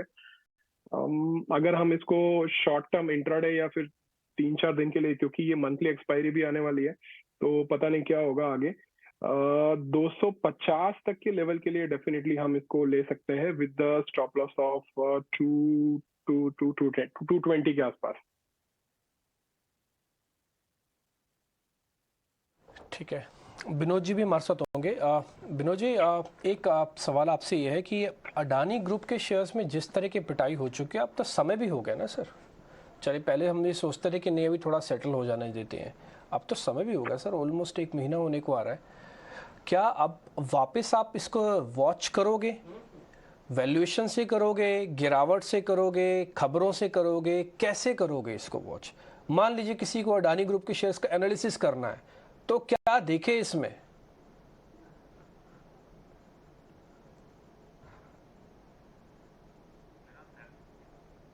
विनोद जी से बात नहीं हो पाई। चंदन जी, कोई अडानी ग्रुप का शेयर आपको ठीक लग रहा हो यहाँ पे? देखिए, हम अडानी ग्रुप को कंपनीज के लिए थोड़ा अवॉइड करने की सलाह देंगे, क्योंकि कोई भी व्यू अभी नहीं है। वोलेटिलिटी एक बार और स्टेबिलिटी एक बार आए तभी कुछ होगा। एज ऑफ नाउ मार्केट भी रेंज में है, तो सेलेक्टिव उन्हीं सेक्टर पे फोकस करेंगे जहां पे रिलेटिव स्ट्रेंथ है, या फिर वहां पे मार्केट डिक्लाइन के साथ में क्लियरेंस है। तो एज ऑफ नाउ यहाँ पे कुछ भी सेटअप नहीं समझ में आ रहा है। ऑलराइट, ठीक है। इस बीच आपको कुछ और स्टॉक्स जिनमें अच्छा लॉन्ग बिल्टअप तो दिखाई दे रहा है, उसमें सीमेंट पैक के कुछ और काउंटर्स फिर से दिख रहे हैं। श्री सीमेंट है, इनफैक्ट कल श्रीराम ट्रांसपोर्ट फाइनेंस को भी हम डिस्कस कर रहे थे, वहां पर भी आपको भी एक लॉन्ग बिल्टअप है। इनफैक्ट अब सिप्ला भी कल के लेवल से रिकवर हुआ है। कल एक ऑब्जर्वेशंस की न्यूज़ के बाद 6-6.5% का डेंट पड़ा था। इनमें से कौन सा स्टॉक जो प्लस करने पर फायदा मिल सकता है? श्री सीमेंट यहाँ से लेवल पर खुश, या फिर आपको लगता है कि सिप्ला में एक अच्छा रीबाउंड है, कल जो एक अच्छी खासी गिरावट आई उसके बाद एक ट्रेडिंग गेन्स मिल सकते हैं? कौन से दोनों में से आप बेटर स्टॉक पिक करेंगे? देखिए प्रियंका, ऐसे मार्केट में it's best to stay with the winners and stay with the momentum. अगर आप देखें श्री सीमेंट पिछले काफी समय से पिछले 10 से 15 सेशन से एक्चुअली काफी अच्छा करते आया है, और कल की जो मूव थी दैट वाज वॉल्यूम के लिहाज से one of the biggest moves. तो अगर मैं देखूं तो ये मोमेंटम जो है ये कंटिन्यू होता हुआ यहाँ पे दिख सकता है। ओवरहीटिंग के करीब आ रहा है, but I think there is still enough and more room for this stock to go up. तो मेरे हिसाब से 28,000 और 29,500 के जो लेवल्स हैं इस स्टॉक में देखने मिल सकते हैं। एग्जिस्टिंग पोजीशन भी इसमें ली जा सकती है, बट मेरा सजेशन रहेगा कि लें तो जो स्टॉप लॉस है बड़ा टाइट रखें, 26,500 जो है इन लेवल्स के आसपास। तो मोमेंटम है, इसे बिल्कुल राइड करते चलें, और existing position and as always continue holding this with a trailing stop loss. एक दो दिन निफ्टी पर ट्रेड करो, एक दिन बैंक निफ्टी पर, जिस तरह का सिनेरियो बन रहा है। बैंक निफ्टी सीधा से शॉर्ट कैंडिडेट्स दिख रहे हैं, और सीधा भी नहीं कहना चाहिए, इनफैक्ट वॉलेटिलिटी इतनी हाई है। लेकिन निफ्टी पर आपको स्ट्रेंथ रिलायंस और दूसरे स्पेस से मेटल्स चल रहे हैं, commodities, infra space, FMCG pack, इनसे आपको स्ट्रेंथ, और इनफैक्ट एनर्जी पैक में रिलायंस, इनसे स्ट्रेंथ आपको निफ्टी पर मिल रही है। और बैंक्स आज ड्रैगर है कंप्लीटली, एटलीस्ट इनिशियली जो आपको देखने को मिल रहा है ट्रेड। इस सब में आपको ट्रेडिंग गेंस क्या आज सिर्फ निफ्टी के स्टॉक्स पे, लार्ज कैप स्टॉक्स पे रखना चाहिए, या फिर कोई मिड कैप स्टॉक भी रडार पर आ रहा है? चंदन, देखिए बाजार में काफी सिलेक्टिवली यहाँ पे होना पड़ेगा। ओवरऑल हम देखें तो थोड़ा सा प्रेशर बैंक निफ्टी में देखने को मिल रहा है। आप यदि बाजार में पॉजिटिव साइड में देखोगे तो कुछ कैपिटल गुड्स या फिर सीमेंट ने में वहीं पे पॉजिटिव साइड रहने की सलाह रहेगी। बट कंसर्न ये है कि बैंक निफ्टी परफॉर्म नहीं कर रहा है, सेलेक्टिव फाइनेंशियल यहाँ पे परफॉर्म नहीं कर रहा है। तो यदि इस मार्केट में आपको मिड कैप या कुछ और काउंटर चुनने हैं तो काफी सिलेक्टिव रहना पड़ेगा। जैसे कि आप एफएमसीजी में वीबीएल को सिलेक्ट कर लो, वरुण बेवरेजेस लिमिटेड, या फिर इंद्रप्रस्थ गैस को आप ले सकते हो, या फिर सिलेक्टिव सीमेंट काउंटर है वहां पे फोकस कर सकते हो। तो काफी सिलेक्टिव इस बाजार में रहना पड़ेगा। सिलेक्टिव बाजार में चंदन, क्या ट्रेडर्स के रडार पर लगातार न्यू एज स्टॉक्स आ रहे हैं? क्योंकि पीबी फिनटेक को आप देखें, डिलीवरी को देखें, ये ऑन एंड ऑफ चल ही रहे हैं। बिल्कुल, ये सारे नेम है वो रडार पे आ रहे हैं और यहाँ पे मोमेंटम बना हुआ है। बट अगेन थोड़े सजेस्ट की इन सब काउंटर में ध्यान रखें, ट्रेडिंग के लिए ज्यादा इनको फॉलो करें, चाहे पीवी फिनटेक हो या new age e commerce company हो, इन सब पे आपको रडार पे रखना चाहिए। थोड़े बहुत स्विंग इस मार्केट में देखने को मिल रहा है, तो फोकस किया जा सकता है। केवल एक मिड कैप फार्मा कंपनी है शिल्पा मेडिकेयर, जरा उसके चार्ट को लेके आए डाक्टर साहब। 280 के आसपास, 380, 280 के आसपास ट्रेड कर रहा है, डेज हाई 4%। इसका 6 महीना 3 महीने ग्राफ भी लेके आई है। केवल अभी पिछले हफ्ते इसमें 1-2 दिन बड़ा भारी वॉल्यूम के साथ काम हुआ है। चार्ट्स पे देख के बताएंगे क्या किस लेवल्स के लिए तैयार हो रहा है? बहुत बड़ा अंडर परफॉर्मर रहा है, क्या इसके अंदर एक बॉटम फॉर्मेशन के साइन है, पोजिशनली देखा जा सकता है? अजय सर, ये शायद हो सकता है कि जो लास्ट अभी रिसेंट रिजल्ट आए हैं इसके, उसके कारण एक इतना बड़ा मूव आया है वॉल्यूम में भी। लेकिन वॉल्यूम हिस्टोरिकली इतने हाई नहीं है, डेफिनेटली वॉल्यूम कंसिडर कर सकते हैं पिछले कुछ महीनों के अंदर। अगर इसको लेना है तो डेफिनेटली एक स्टॉप लॉस के साथ चलना पड़ेगा, जो कि 225 के आसपास रहेगा आपका। और आरएसआई थोड़ी सी स्ट्रेंथ दिखाने की कोशिश कर रहा है। अगर ये 300 रुपए का साइकोलॉजिकल लेवल क्रॉस कर लेता है तो इसके ऊपर के लेवल 370 और 400 के आसपास मिल सकते हैं। लेकिन वहां पे ट्रेडर्स या इन्वेस्टर्स को डेफिनेटली अपना 100% प्रॉफिट बुक करना पड़ेगा। तो एक छोटे से स्टॉप लॉस के साथ अजय सर इसको प्ले किया जा सकता है शिल्पा मेडिकेयर को। इसमें बहुत प्रॉमिस था लेकिन ये परफॉर्म नहीं कर पाया। इस स्टॉक को आप रेडार पे रखें अपने, इसमें कुछ डेवलपमेंट्स ऐसे न्यू ड्रग डेवलपमेंट को लेके हो सकते हैं कि ये वापस इन्वेस्टर रेडार पे आ जाए। आगे बढ़ते हैं। ये इंटरेस्टिंग होगा व्यूअर्स के लिए वॉच करना कि आपके न्यू ड्रग डिस्कवरी सकती है यहाँ पर। ये एक ब्लड थिनर पे काम कर रहे हैं, बहुत ही हाई एंड ब्लड थिनर है, जो कि अभी तक है नहीं मार्केट में, कुछ बहुत ही एडवांस्ड लेवल की है। तो वो अगर इनके लिए हिट हो गई और उसके ट्रायल्स वाइल सक्सेसफुल होकर आगे बढ़ गए तो मार्केट के जानकार ऐसा मानते हैं कि इस कंपनी को काफी फायदा हो सकता है। और उसी के चलते पिछले हफ्ते कुछ वॉल्यूम एक्शन हमने इसमें देखा है काफी दिनों के बाद। ठीक है, लेकिन आगे बढ़ते हैं। आज हमारे साथ एक खास मेहमान जुड़ रहे हैं, उमेश रेवणकर, जो वाइस चेयरमैन है श्रीराम ग्रुप के, आपने देखा होगा कुछ बड़ी ब्रोकरेजेस श्रीराम ग्रुप के बिजनेस के ऊपर, स्पेशली जो ये वाला बिजनेस है सीवी फाइनेंसिंग का बिजनेस, तो काफ़ी पॉजिटिव हो रहे हैं।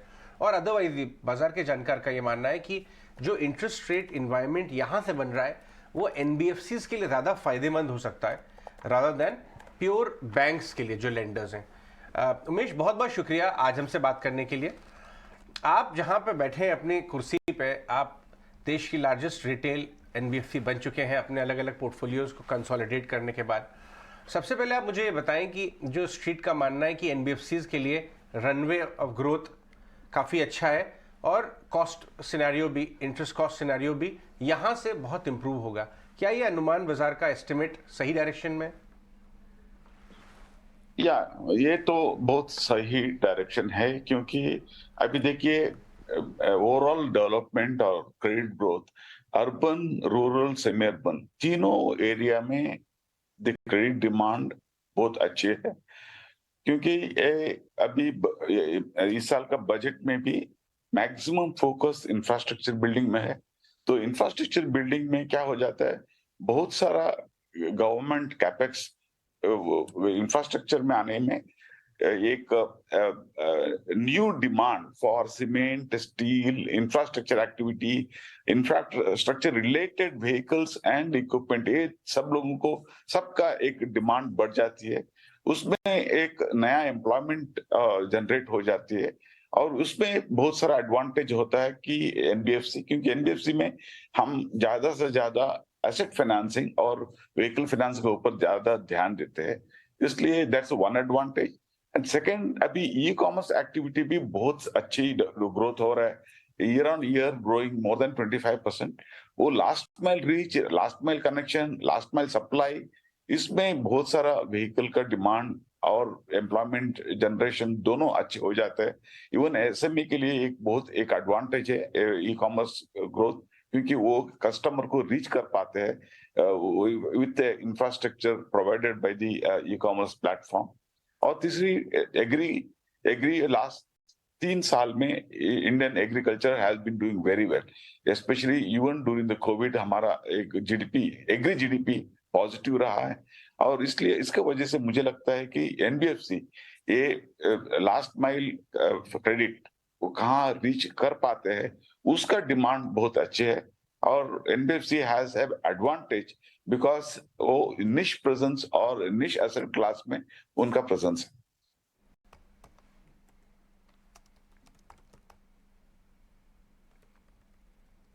जो कंस्ट्रक्शन इक्विपमेंट वाला हिस्सा है वो करीब 8% के आसपास है जिसको आप फाइनेंसिंग करते हो, और इस बार के बजट में सरकार ने कहा है कि अपना जो कैपेक्स है वो ऑल टाइम हाई पे ले रहे हैं, इनकी कंस्ट्रक्शन एक्टिविटी और तेज़ी से बढ़ने की बात है।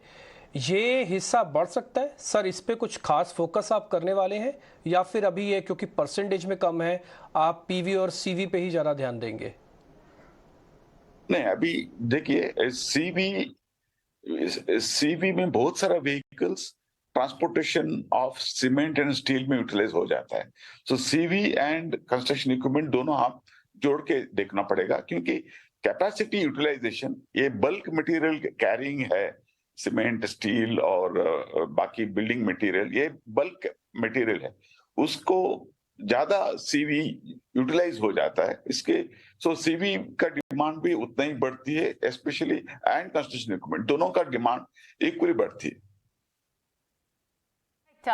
एक और चीज़ मिस्टर उमेश आपसे समझना चाहेंगे, क्योंकि एक और बड़ा फैक्टर जो आपके लिए प्ले आउट है, खास रिपोर्ट मॉर्गन स्टैनली की भी आई है आपकी स्टॉक पर ही, और उसमें एक चीज़ उन्होंने क्लियरली कही है कि लोअर मर्जर कॉस्ट भी बेनिफिट करेगा आपको कहीं ना कहीं। एक ये बड़ा रीज़न तो है क्योंकि आपके प्रोडक्ट मिक्स में बड़ा कंपोनेंट सीवी कंपोनेंट है, लेकिन 51% तो आपके यूएम मिक्स का सीवी सेगमेंट से आता है, और अब आपको एक जो बड़ा बेनिफिट होगा वो एक मर्जर से भी होगा। इस पर आपका क्या व्यू रहेगा? अभी देखिए, मर्जर में हमको ज्यादा ब्रांच नेटवर्क यूटिलाइज हम कर पा रहे हैं हर प्रोडक्ट के लिए। पहले हमारा 2 अलग कंपनी थे, वो एक्सक्लूसिव प्रोडक्ट थे, हम क्रॉस सेलिंग नहीं करते थे ईच अदर प्रोडक्ट। अभी हमारा मर्जर होने से प्रोडक्ट ऑफरिंग ज्यादा हो गया और कस्टमर का रीच भी हमारा बढ़ गया है। और सेम कस्टमर को if he wants other product, अभी कोई ट्रकर को टू व्हीलर चाहिए, नहीं तो कोई टू व्हीलर कस्टमर को बड़ा व्हीकल चाहिए, नहीं तो एसएमई लोन चाहिए। ये सब हम अभी एड्रेस कर पा रहे हैं और दोनों कंपनी एक डेटा एक साथ हम जुड़ने से कस्टमाइज कर सकते हैं हम, और डेटा में हम एनालाइज भी कर सकते हैं किसको क्या चाहिए। ये सब हमारा एक बहुत बड़ा एडवांटेज है। Cost of operation over the period comes down, क्योंकि हमारे सेम एम्प्लॉय ज्यादा प्रोडक्टिविटी का एक माहौल में काम करेगा, उनके पास मल्टीपल प्रोडक्ट है और कस्टमर को मल्टीपल प्रोडक्ट हम सेल कर सकते हैं और सर्विस दे सकते हैं। हमारे पास इंश्योरेंस बिजनेस भी है, हमारे पास बाकी सेविंग्स प्रोडक्ट भी है, स्पेशली डिपॉजिट टेकिंग कंपनी है, तो बाकी सेविंग्स प्रोडक्ट भी हम प्रमोट कर सकते हैं। और इंश्योरेंस कंपनी हमारे ग्रुप में होने के नाते और इंश्योरेंस का नॉलेज हमने अच्छा एक डेवलप किया लास्ट 10 इयर्स में, हम इंश्योरेंस प्रोडक्ट भी क्रॉस सेल कर सकते हैं। राइट, ऑलराइट उमेश, बहुत बहुत शुक्रिया आज हमसे बात करके अपने बिजनेस का इस समय का हाल और आगे की अपॉर्चुनिटीज़ शेयर करने के लिए। आगे बढ़ते हैं और हमारे साथ हमारे पैनलिस्ट तो जुड़े हुए हैं ही। मैं भारतीय एयरटेल के स्टॉक प्राइस से बात करना चाहूँगा चंदन से। चंदन, भारतीय 880-900 के जोन से ओके, केवल एंड कुछ तो है हमारे साथ, कुछ के साथ डिस्कस कर लेते हैं। कुछ भारतीय जो है अच्छा खासा करेक्टिव फेज, इनफैक्ट 730 तक किया था नीचे में, 880 वाला, उसके बाद रिबाउंड किया है। इस रिबाउंड वाले मूव में क्या इसमें पार्टिसिपेट किया सकता है लॉन्ग साइड पे? अभी सब 3 महीने का भी चार्ट दिखाइए। जी अजय, बिल्कुल कर सकते हैं, क्योंकि स्टॉक में जो बायस है फिलहाल डेफिनेटली पॉजिटिव टर्न होता हुआ दिख रहा है। मेरा एक छोटा सा कंसर्न ये रहेगा कि 790 के जो जोन्स हैं, यहाँ पे इसके मल्टीपल रेजिस्टेंस पॉइंट्स जो हैं कन्वर्ज हो रहे हैं। पहला इसका जो रिसेंट हाई था वो इसी के पास का है, जो इसका 50 डे मूविंग एवरेज है वो भी इसी के पास का है। मेरे हिसाब से ये एक रेजिस्टेंस पॉइंट होगा जिसके चलते मोमेंटम शायद इसमें हमें लौटता हुआ नहीं दिख रहा है। आप देखिए एक नैरो रेंज में ट्रेड होता हो रहा है, लेकिन एक बायस जो है ये पॉजिटिव है। तो 790 के जो लेवल्स हैं जब क्रॉस होंगे तो आपको मोमेंटम इसमें लौटते हुए दिखेगा। लेकिन अगर आप लेना चाहें फ्रेश एंट्री तो बिल्कुल यहाँ पे ले सकते हैं। यहाँ पे आप फ्रेश एंट्री ले तो 775 के जो लेवल्स हैं ये आपके लिए ऐसे स्टॉप लॉस एक्ट करेंगे। यहाँ पे 800 का जो लेवल है 790 क्रॉस होते ही, जैसा मैंने कहा, मोमेंटम आएगा। तो 800 इज द फर्स्ट टारगेट जो स्टॉक पे हम देख सकते हैं। जो सेकंड टारगेट है ये 825 का है। तो जैसा मैंने बताया बायस पॉजिटिव है, मोमेंटम लौटने में थोड़ा सा समय लग सकता है, लेकिन फ्रेश एंट्री बिल्कुल ली जा सकती है।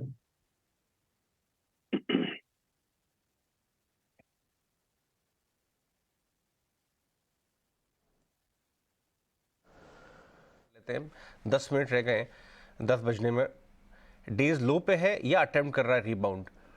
कुछ खास नहीं, हर रीबाउंड सेल इनटू किया जा रहा है, जबकि उम्मीद ये थी कि शॉर्ट हुए हैं। वो तो लाल निशान में 150 point in the green in the red चले गए, 40,500 पे आ गए। सो ट्रेड मामला गड़बड़ है। वही वैसे वाले ट्रेड दिख रहा है कि लोअर एंड पे जाकर ही क्या पुल बैक आएगा या इस बार लोअर एंड भी बच नहीं पाएगा। डिपेंड करता है कौन से लोअर एंड को आप देख रही हैं।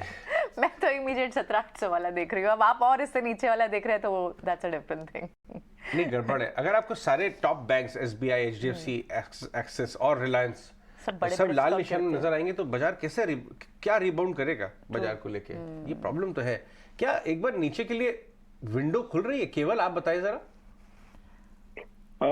डेफिनेटली सर, जब सुबह बात कर रहे थे तब बैंक निफ्टी के लिए तो मैंने बोला था कि इवन उसको 50 डे मूविंग एवरेज के पास आने के लिए 38,700 तक जाना पड़ेगा। तो नीचे के लेवल डेफिनेटली खुले हैं, लेकिन सर आज मुझे ज्यादा नहीं लग रहा है। आज अगर आप देखिए तो निफ्टी में 17,800 का पुट जो है वो अभी भी खड़ा हुआ है। 17,800 पे राइटर्स अभी भी अपनी पोजीशन बना के बैठे हैं।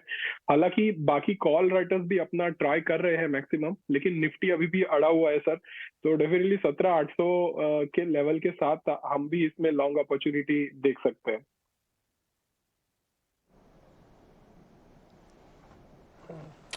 एक बड़ी वजह ये भी है कि इंडेक्स के अंदर चर्निंग हो रही है और इसमें बैंकिंग थोड़े पीछे है और IT, FMCG और काफ़ी हद तक ऑटो कंपनीज ने बाजार को थोड़ा संभाला है, जो कि बैंक निफ्टी का पार्ट नहीं है। इसलिए बैंक निफ्टी आपको ज़्यादा परसेंटेज में क्रिटिकल सपोर्ट्स को तोड़ते हुए दिख रहे हैं, जबकि निफ्टी अभी भी वही 17,800 की रेंज में है और इसने अभी तक 17,800 ब्रेक नहीं किया।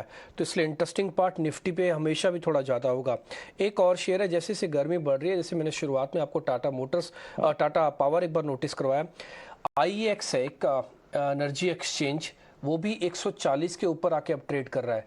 कुछ एक बार जरा आप इस शेयर को चेक कीजिए, ये अपनी 50 दिन की एवरेज का ब्रेकआउट कर रहा है और 155 इसका टारगेट बनता है। क्या हम सही डायरेक्शन में जा रहे हैं? अगर है तो फिर नियर बाय का स्टॉप लॉस भी दो आप।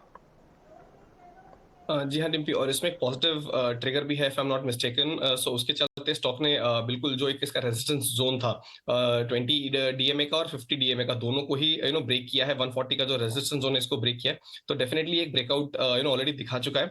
ये मोमेंटम जो है ये कंटिन्यू रह सकता है। पहला टारगेट जो मेरे लिए इस पर निकल के आ रहा है वो 144 का है, और जो दूसरा टारगेट निकल के आ रहा है वो 148 का। जहां तक स्टॉप लॉस की बात है, ये रहेगा मेरा करीब 137 के आसपास।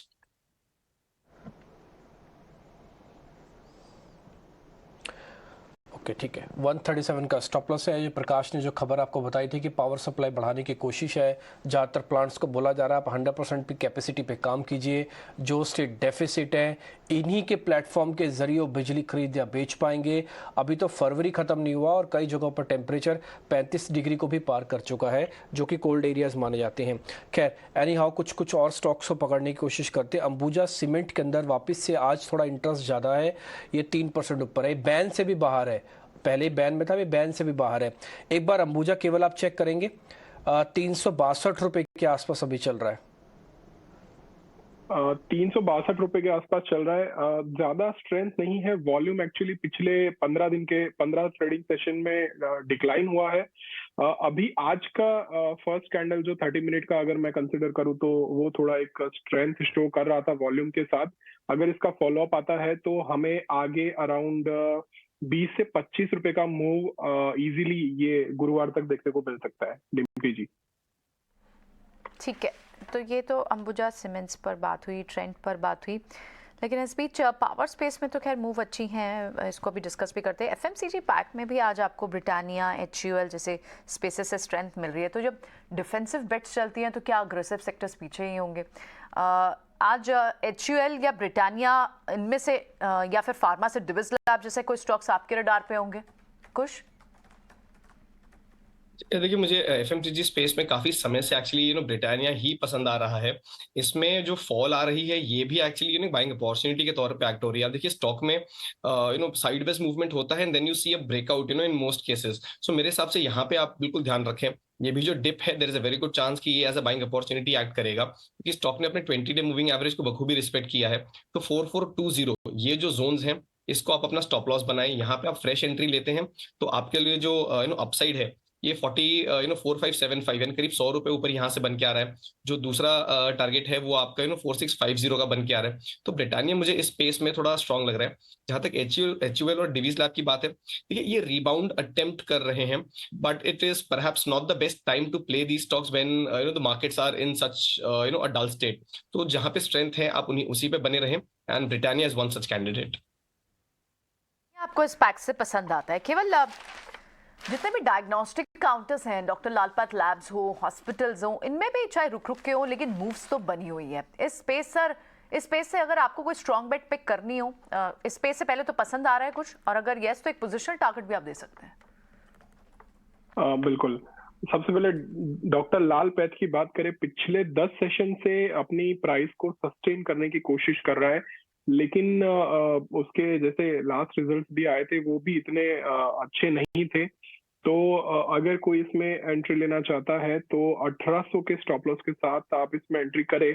और डायग्नोस्टिक स्पेस में जो दूसरे स्टॉक्स हैं, जैसे कि हमने देखा था लास्ट में हमने देखा था डायग्नोस्टिक में, मैं नाम याद नहीं आ रहा है मुझे, लेकिन उसमें भी एक रिबाउंड वाला लेवल था, सपोर्ट वाला लेवल था। तो मेरे ख्याल से डायग्नोस्टिक स्पेस में अभी थोड़ा सा वेट करना चाहिए, क्योंकि ये जो लेवल्स है अगर ये सस्टेन नहीं कर पाए, क्रिटिकल सपोर्ट लेवल है, तो ये और नीचे जा सकते हैं। और आपका मतलब अगर इन्वेस्टर है तो इसमें जो लॉस आती है जब ये क्रिटिकल सपोर्ट लेवल ब्रेक करते हैं तो ऑलमोस्ट 30-40% की लॉस आती है। तो चाहे तो इसको हम डेफिनेटली अवॉइड कर सकते हैं डायग्नोस्टिक स्पेस को।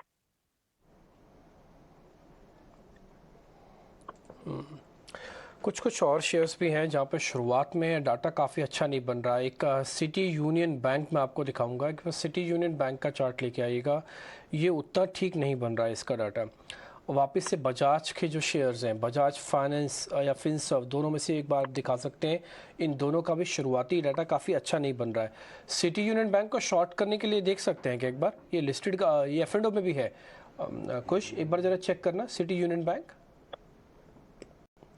जी भाई, शॉर्ट करने के लिए मैं कहूँगा थोड़ा सा वेट करें, क्योंकि देखिए सपोर्ट जो इसका है 133 के आसपास, जहां से इसने रिबाउंड अटेम्प्ट किया है उसके काफी करीब है। तो अगर मान लीजिए फिर से एक बार वहां पे रिबाउंड कर जाता है तो बहुत ज्यादा आपके लिए जो डाउनसाइड है ये ओपन अप नहीं होगी। 133 के नीचे अगर स्लाइड होता है तब आप इसमें शॉर्टिंग पोजीशन बना सकते हैं। हालांकि बिल्कुल आप सही आइडेंटिफाई कर रहे हैं कि बायस तो इसमें नेगेटिव है ही। सो मैं कहूंगा शॉर्टिंग के लिए थोड़ा वेट करें, और कोई पोजीशन बाइंग की तो इसमें बिल्कुल सलाह नहीं रहेगी।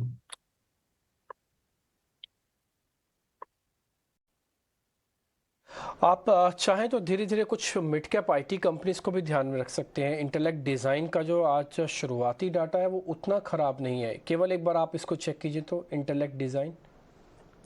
बिल्कुल चेक कर लेते हैं सर। इंटेलेक्ट डिजाइन का चार्ट जैसे वीकली टाइम फ्रेम पे अगर आप इसको देखेंगे तो डेफिनेटली 200 मूविंग एवरेज के आसपास है। हालांकि 200 moving average weekly time frame पे मैटर नहीं करता है, फिर भी इसका जो एक अपर trend line resistance daily time frame में जो ब्रेकआउट आया है वो अच्छा है। एक मास्टर कैंडल ब्रेकआउट भी मुझे डेली टाइम फ्रेम पे दिख रहा है।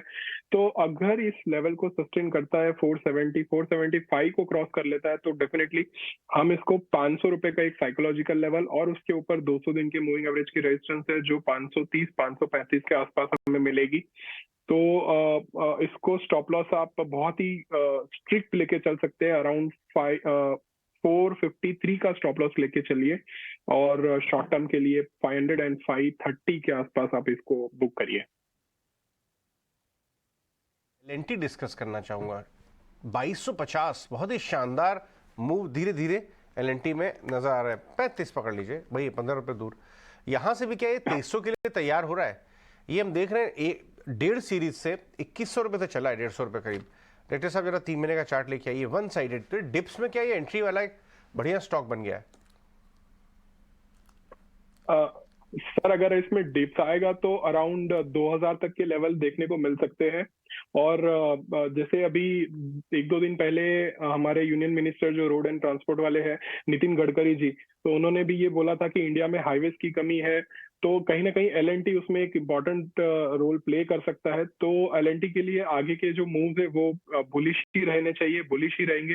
वीकली टाइम फ्रेम पे आरएसआई एक बहुत ही बेहतरीन तरीके से सपोर्ट कर रहा है, और डेली टाइम फ्रेम पे भी आरएसआई ने ऑलरेडी कूल डाउन हो चुका है और नई एक इनिंग स्टार्ट करने के लिए रेडी है। तो अराउंड 2500 और उसके ऊपर 2650 के लेवल्स हमें देखने को मिल सकते हैं। अजय सर।